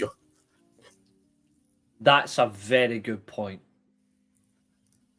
That's a very good point. You know what's funny as well, over the course of the season, since he's taken that criticism, he's actually improved on the little things of his game that he's been criticised on. Yeah. Oh, he can't hold the ball up. He's got the hold-up play of a League Two player, but he's got the finishing of an elite world-class player. That's what Roy Keane said. Yeah, but he's actually... And of course you know why Roy Keane says that about Haaland. Because he fucking tried to break his dad in the worst ways. And technically did succeed, but he didn't fully succeed. But, like, he went to the wrong club. It's not even the sense of, like, I actually find Man United signed the wrong striker as well. Not because I don't like Sesko, people are going to say, "Oh, Man United should have signed Gyökeres." I actually think it might show my bias here. Man United should have signed Voltemada. We actually should have signed Voltemada. It made more sense. For me, Were you even interested in him? I don't No. think we were. No, No. I don't think we had For anything. me, it was either Sesko or Watkins, and as much as I like Vival's talent ID, I would have gone Watkins, just because he's already Premier League proven. If you had front three in Amorim's system of Cunha, Watkins, and Mbeumo, would have been good. Yeah.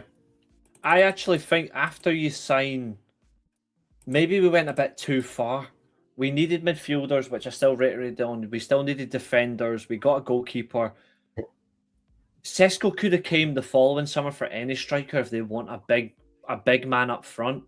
It had to be a proven player for me. I think if you're going to We kind of had similar problems in the summer in terms of buying players in positions that we didn't need.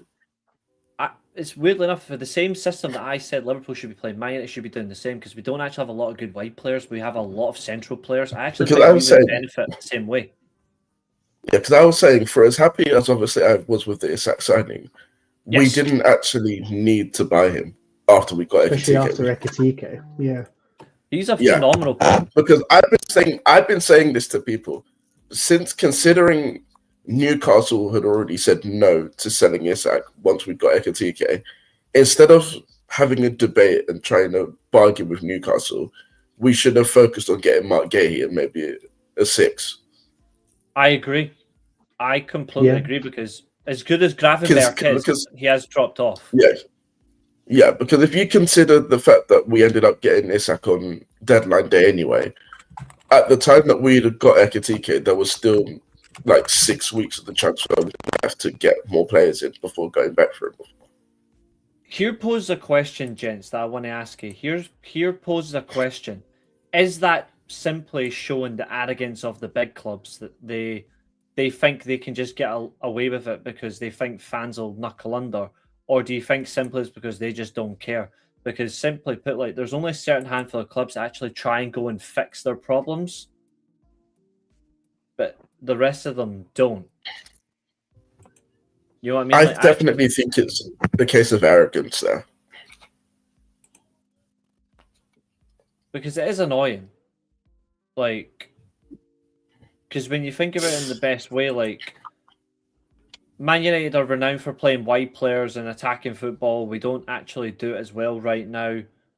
But for me, I think for the time being, we should be playing with more central players in the midfield, because at least we have the variety. It makes more sense. But I think they can complement each other nicely as well. If we played a diamond in midfield, and the forwards I think we've got are suited to a 2-man up front. Yeah, because I think realistically, say for saying sake, it's going to be a lot easier doing it like this. Hold on, because I've done and this. For me, I think the most annoying thing about us is our club and our fans have we've needed a centre back for years. It's not a new thing. Yes. And we've been saying it. We've been saying this repeatedly since the season that Van Dijk and Gomez both got injured. And apart from Kabak and Davis, who basically played 5 games.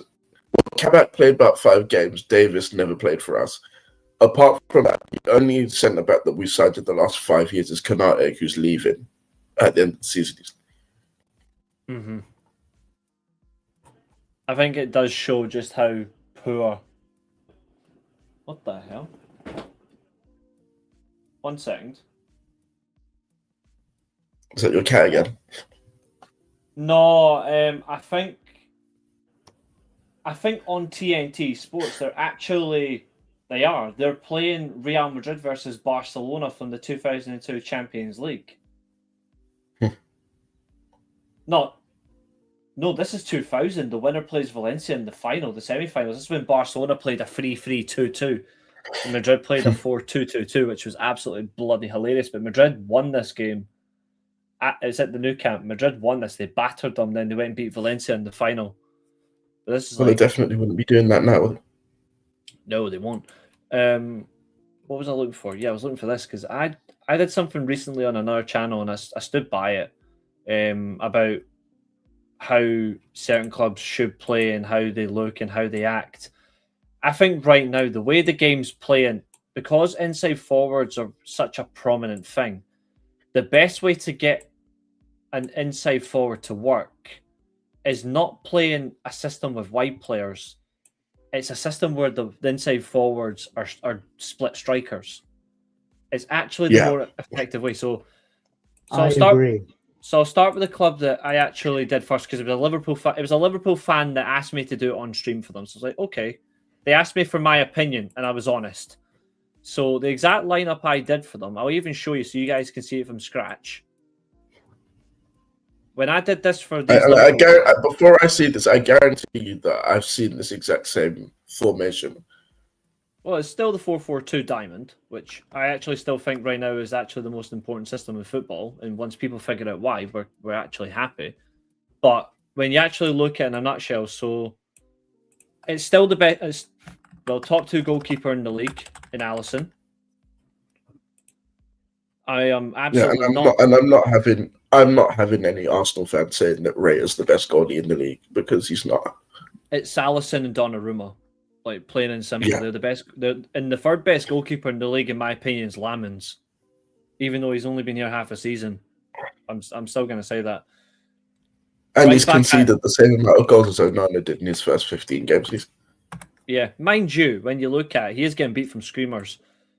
I think I do think Liverpool's best right back is Connor Bradley, in my opinion. He's injured there. I know, but I'm saying that if you're a fully fit squad, this is how I actually would line you guys up. So I still think it's Van Dijk, and I still think it's Kanate.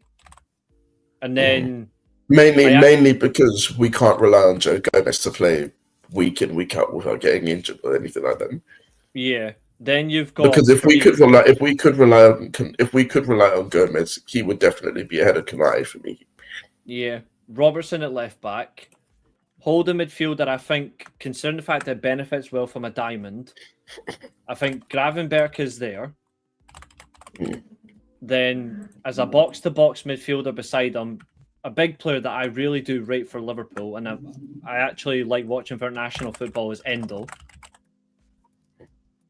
Beside him, I think, realistically, if you get him back on form, it's McAllister or Szoboszlai, depending on how you want it. That profile pic by Nathan. I mean, for me, as much as I like Endo, I don't think he's got I wouldn't say the capabilities, but he doesn't have the attributes to play in Liverpool's midfield anymore. He's definitely a backup, but there is, I think the midfield is in dire need of an upgrade, and has done for a while. Because I will never forget the summer where you sold half your midfield to Saudi when you needed a midfield rebuild anyway, and you still didn't do enough.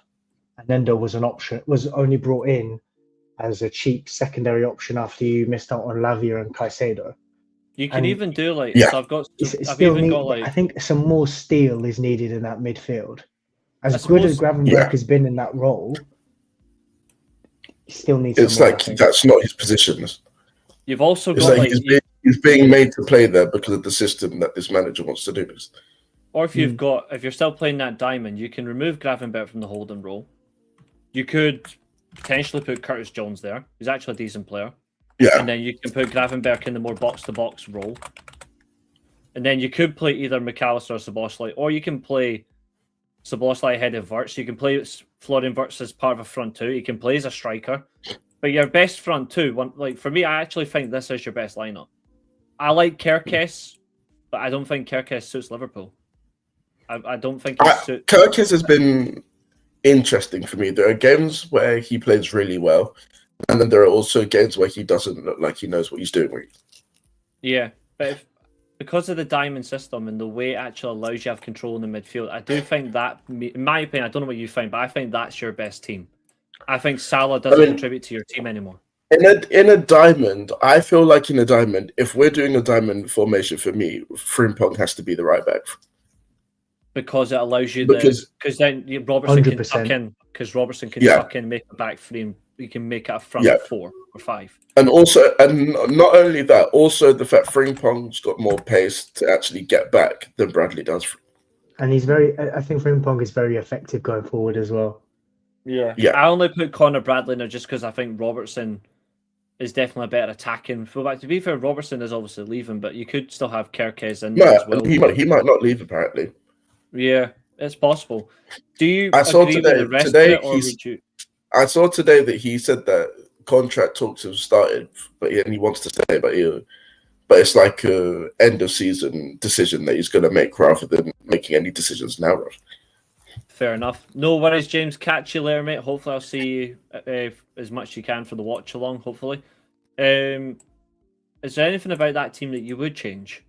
Even yourself, Julio, as a non-Liverpool fan, is there anything that you would change as well? I think I would keep the personnel the same, but I would change the way it's set up. How would you change it? Instead of the midfield being a diamond, I'd have it as a box. You'd have it as a box. Yeah. So you would have it more like a 4-2-2 in some format. Like that. Yeah. I can see that. Because that is how because that for me has been where obviously it's easy to say because we've not had many, but that's been where our best performances for me have come this season. I think the fact that we saw a diamond with Jones at the base of it highlights again the need for a proper I don't want to say a proper set because sometimes you can get well-rounded midfielders who actually are very good. And then in this system, I'd definitely be playing Szoboszlai and not McAllister. It's easier to get a more distinct profile of player in this system. Yeah. Like, I actually think it's easier to mold a diamond team than anything else. Yeah. And yet people seem to think it's not, but it's actually so easy. Yeah. I think it offers you good fluidity and flexibility as well. Yeah. Yeah, because like with this formation, it serves two purposes. You can obviously keep it the way it is as 2 10s, or if you really wanted to, you could make it a 4-2-4 and have the players operate as wingers or inside forwards. Yeah, it's all there. It's reluctance, and it's the same for like you could do the same squad, but you can have it as like a 3-4-3, but you can do the exact same thing. But I actually don't like I don't like a wide 3-4-3. Julio knows that. I only like. I mean, we don't have the personnel for a 3-4-3 either because we've only got 3 centre backs, and one of them isn't always available. Oh, true, but you can also play it like a 3-4-3 like that, where you're playing like just one natural centre back and then the 2 fullbacks. But I actually prefer like this anyway because then you have an attacking front 3. You've got a diamond midfield still, so it gives you more midfield control, and then you've just got the 3-man defence with a goalkeeper. I think what's very understated about Isak as well is the potential for him to play as like a left forward. He did it a lot at Newcastle, where it's actually quite good. Yeah, because this is the thing. This is the thing with us is we've got 2 forwards that are pretty much exactly the same that can play the same roles. Yeah. Not to mention, you still have Cody Gakpo as well, who is very versatile. Yeah, but he's not very good. He has his moments, though, where he really does deliver for you, though. Selling Diaz was a mistake, and I'll always stand by on that. You should never get rid of him. No, the thing is with Diaz, he wanted to leave. I don't think selling Diaz was the mistake. The mistake was not replacing him. Yeah, because they tried to paint it as we didn't want to stop Rio from developing, but yet we don't even play him yet. Yeah, I can't even get that. Just sums up how shit this is. I'm gonna do it in black. There we go. There's United saved. Fake Adidas stripes, but it's the same. It looks more like Leverkusen, isn't it? Well, it's alright. It could be worse. I'll do it since mine used to wear a black kit. I'll just put us in black. Make it easier. Can't be arsed. So you do the exact same setup for United. It's the same thing. That's far too narrow. Fuck off. But it's the same. Realistically, the same problem that United has, but United actually has a weirder situation for how they play because United have got so many of the same position that how you change them up, but they're actually slightly more easier to fix. There's your more defensive fullback. Goalkeeper's in. There's your attacking fullback, not some clown who likes KFC. Martinez and Delit centre back. Now this is where it gets fun. You can also have Martinez here in that holding role, or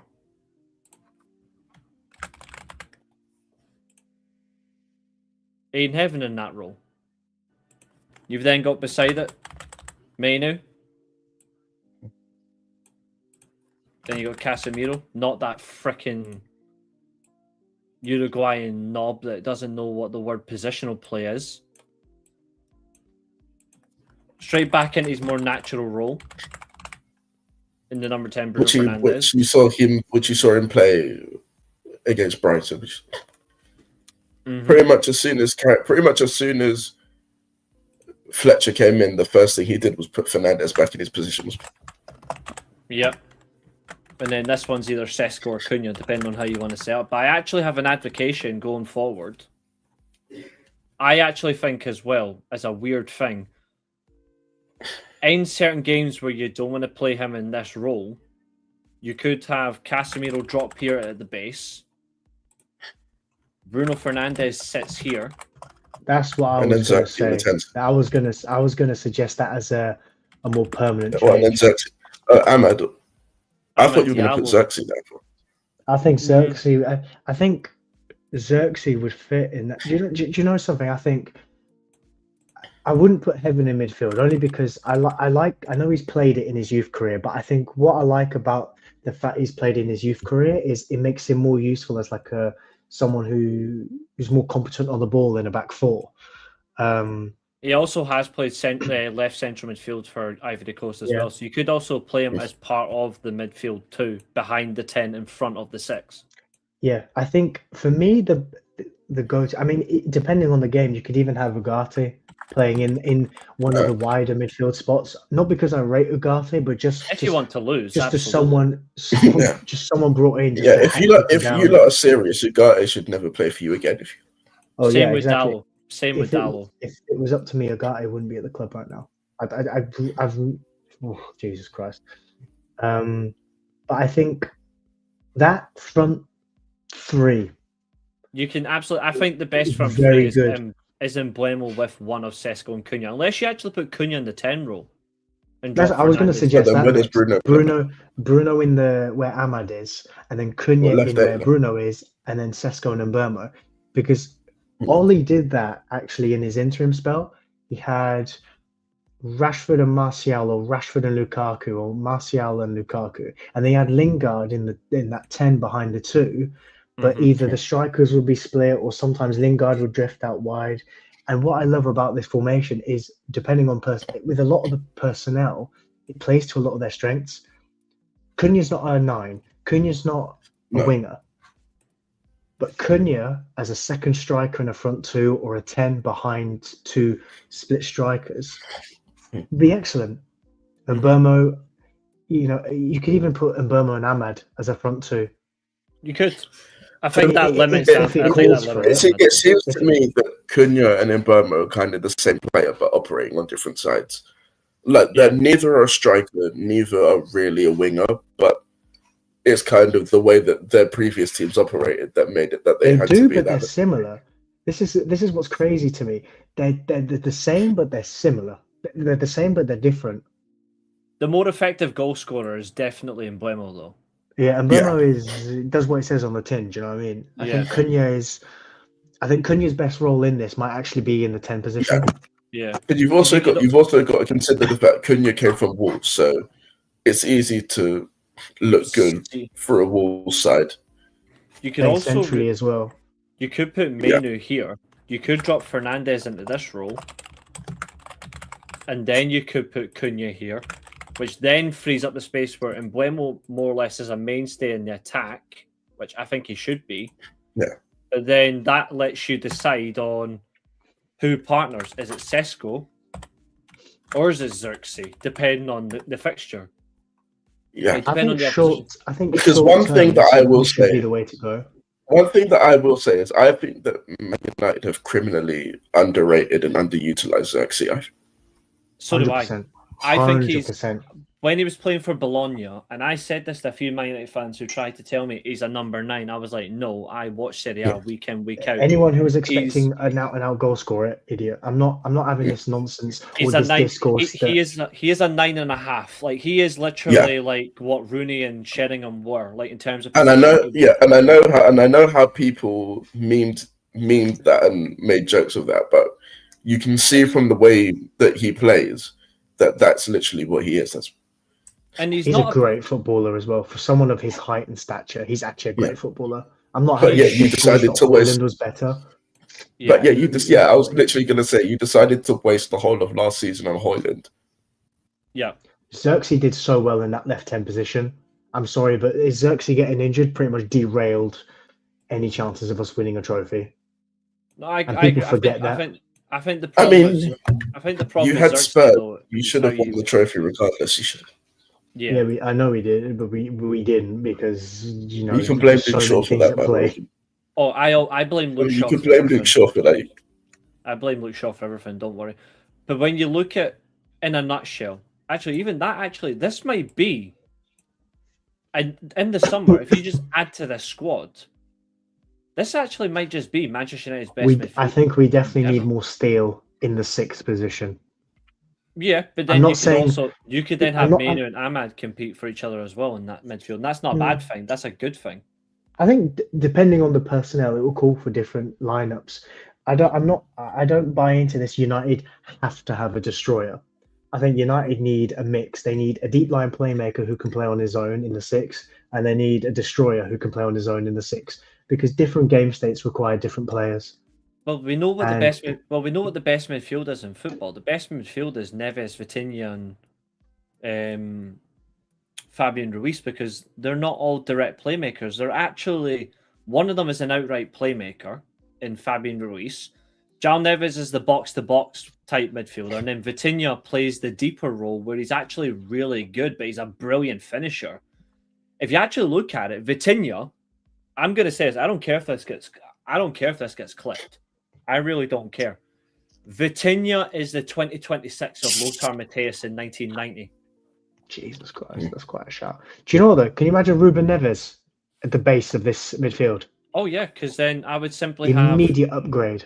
I would then have Amad Diallo right in here, beside Cunha. And then you've got Manu right in there. And then Ruben Neves is right here. Oh, it's so beautiful. That's job done. Although, to be fair, I'm a greedy bastard. You're never going to get Vitinha out of PSG. No, absolutely not. I'm a very, very greedy bastard. If it was up to me, that would be Man United's midfield. If we had an owner that cares, I love this guy. I would. And we're not gonna do it. And Josiah knows how much I like this guy because I talk about it to Josiah all the fucking time. Pretty much all summer it was like we need Stiller. Or Stiller or Pavlovic. But then the more I started watching the Portuguese lads, I was like, I really still like Vitinha as well. I just became such a greedy bastard for these Portuguese players. But that's already a more complete midfield because they all play in the same international setup. It's hard to change that. But then again, that's ambition. That's the difference between owners and Ineos and the Glazers. Yeah. Because I don't care who you are. No offense to, let's say, Liverpool, but even you'll admit, under a proper manager, if that was the Man United midfield, even yourself, you'd be like, fuck, I'd be shitting myself. Well, I wouldn't go that far, but it is definitely a better midfield than what you currently have. I actually would go on record and say if this actually in the Premier League, it's the best midfield in football. Back to front, like in terms of providing everything. You know what I mean? Like in terms of like what it offers, it's crazy. Yeah, shite and extra shite. Well, to be fair, Anderson's not shite, but it's just the fact is Anderson, like it's just one good season. Now he's just XYZ amount of money. I don't like that. And at all. it's also the fact that he's English and not Scottish that you don't like about him. Yeah, that too. He fucking Judas. I can't hear you, Julio. Can't hear you. You did some sort of weird mute there. I couldn't hear you. Yeah. I think you muted your tab or something. I don't know what you said there, mate. He was saying Julio was saying something, and he went all stone deaf quiet. But if you are going back to the whole, if I just go back, current basis, I think that is Man United's best midfield. But even just adding in, well, hold on, there we go. If you add in just one signing, Cunha Ahmad there, but if you just change that right there to Menu, because he should be playing games anyway, if as long as his attitude's in check, and you just play Ruben Neves there, it's already like it doesn't matter what happens. At least you've got control in midfield. Yeah. And we haven't got anyone. It's why weirdly enough, it's why I advocate for Man United playing Bruno Fernandes in a very scary deep role, because he actually can at least do it. But it just depends how you do it. I think the furthest he should go back is that position. That's, well, at least there's one good thing about football that will never happen. At least we will never see this moron play for Man United. Oh, Jude Bellingham. When his brother is the real better player. Mark my words, Joe Bellingham will outshine that clown of a brother of his. Jude Bellingham's nothing but a model. Yeah. I'm honestly sick of him. But anything else you lads want to say before we disappear for the evening? Not really, apart from it's been fun to be on here. Actually, You're more than welcome to appear at any time, that's for sure. Hulu, I still can't hear you. What is going on? Let's see if I mute then unmute him. Say something. No. Have you muted your tab? Because I've done that before where you can accidentally mute the internet browsing tab. Refresh. Get him to refresh. I don't know what he's done, but he's went from talking to absolute silence, and it is quite funny. But yeah, you are absolutely more than welcome on here. Let's see, there he is. Oh wait, no, he was there and then he vanished again. And then obviously I've got the. Just make sure that watch along. Yep, watch along is ready for. That's going to be. Oh boy.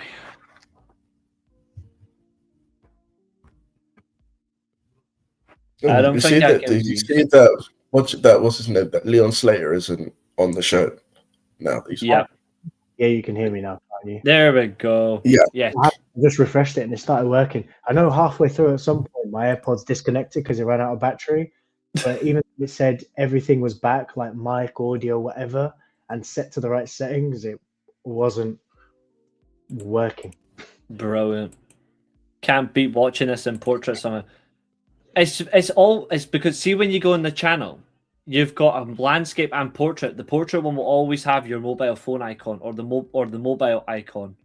So that's how you know which one you're watching on. It's only on StreamYard. So it's not so bad. Excuse me. There we go. Actually, wait a minute. I want to check something. Hold on. Yeah, they're still there. Good. Do you know our show from last week? Our first show back on the podcast as an actual podcast is now 105 views. Seriously? Massive. God damn. Our first show back after, because before that it was the watch along which hit combined 550 views. But then even before that, it was like 4 months ago, Premier League predictions. Then we just took like a long break because we couldn't figure out a regular date for all of us. We genuinely couldn't. It was trenches. 69 views. But now we're coming back to Thursday nights. And we're not going to play the Europa League song before anyone asks. Oh, We're not doing that shit. But of course, please do like, share, and subscribe to the World of Football podcast. I just wanted to ask, is there anything you lads want to say? I know, obviously, Josiah, you said you were really glad to be on here, and we really do appreciate it. And obviously, you're more than welcome on here anytime. Same as everyone else in the chat. I'll need to prepare a quiz for the... Yeah, you absolutely can. Next time, if you want, you can jump in. I need to prepare a quiz for... Because we've not done a quiz in a while, but that's certainly on the agenda. But Julio, anything else you want to say before we wrap up for the night? I said all I wanted to say about interims and whatnot, so I appreciate you giving me the chance to monologue. You're welcome. Please, I'm trying to get back in the swing of content, so I'd appreciate support on Red Brew Review. It might be rebranding soon. I'm currently thinking about it, but just the name. But please come along and support one of my recent videos where I just talked about Amram getting sacked.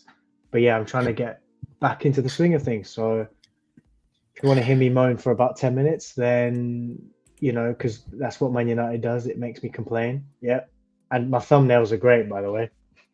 I actually do like your thumbnails. I love my Ratcliffe one. I love that one personally. It's actually, this one's actually your best one, in my opinion. The price is Really? right. Yeah. What about my live ones? Press on the live tab, because that's not everything. There's also lives I've got on there, I think. Yeah. That one's cool. I do like that from 442 to 343. I think that's clever. What's mad as well is like, I'm actually on that. I apologize, people. Yeah. But then again, I did draw views. No, you definitely didn't. I really wish I could. Do you know what? If uni hadn't got in the way, I wish I would have been able to carry that momentum. I mean, look at it. It's over 1,000 views. I am the needle mover. I'm only kidding. I'm not. But folks, Yeah, listen, again, I'd appreciate support on it. Please So, do. Thank you. Quick one for me before we go. Just showing everybody that I am live in 2 hours and 22 minutes. If you want to come along and watch me abuse this lot, then absolutely get in on it. But in the meantime, we thank you. We don't hate you. We appreciate you. And we will see you all next time. Thank you. And Dan has subscribed to you as well. Oh, thank you. He is a fellow United fan, so that's something for you as well. So leave your comments as well, by the way, Dan. If whatever you watch, please leave me your opinions, because I'm always interested into what people think with what I say. Yeah, really much so. And Josiah, of course, I know you'll be back on the Weekly Steelchair this weekend, because we've got a shitload for ourselves to get through, my dude. We so do, yes. Preparing it was a pleasure you in advance. having you, Josiah, by the way. Pleasure. It's good to finally be on here. I've heard so many good things, and it certainly didn't disappoint us. A Twitter handle for Josiah, in case you need it, Julio. Hold on 2 seconds. I think you've tagged him in something before, so I'll probably find it through that. Yeah, Heel J-Man. Heel J-Man on Twitter. Actually, you know what? I'm going to add him in. Fuck it. You know what? I'm actually going to... There we go. We're gonna get him added in the group. We're gonna get him added in the group in the group chat. They always say group stage. Slot out. Oh, he absolutely hates Arne Slot. He does, and he didn't do it before, because he's bottling the league. It's simply the fact that he just doesn't like what he's doing, and he doesn't. I don't like him. I don't like his style of play. I don't like the way he conducts himself in press conferences. He's just clueless. And always backtracking. Yeah. Which you have talking about a lot, and I know you really don't like it, but thank you all. We do appreciate it. Again, every Thursday night around 8 o'clock UK time. If not, it'll be 8:15. That is our start time, depending on how fast Julio stops going for a piss. But in the process, we thank you, we appreciate you, and we'll see you next week, where Nathan will be back too, and Josiah as well if he wants to be, and Dan, anyone who wants to be here, we'll get you into the group chat. We'll add you in. In the meantime, all right, goodbye. Awesome.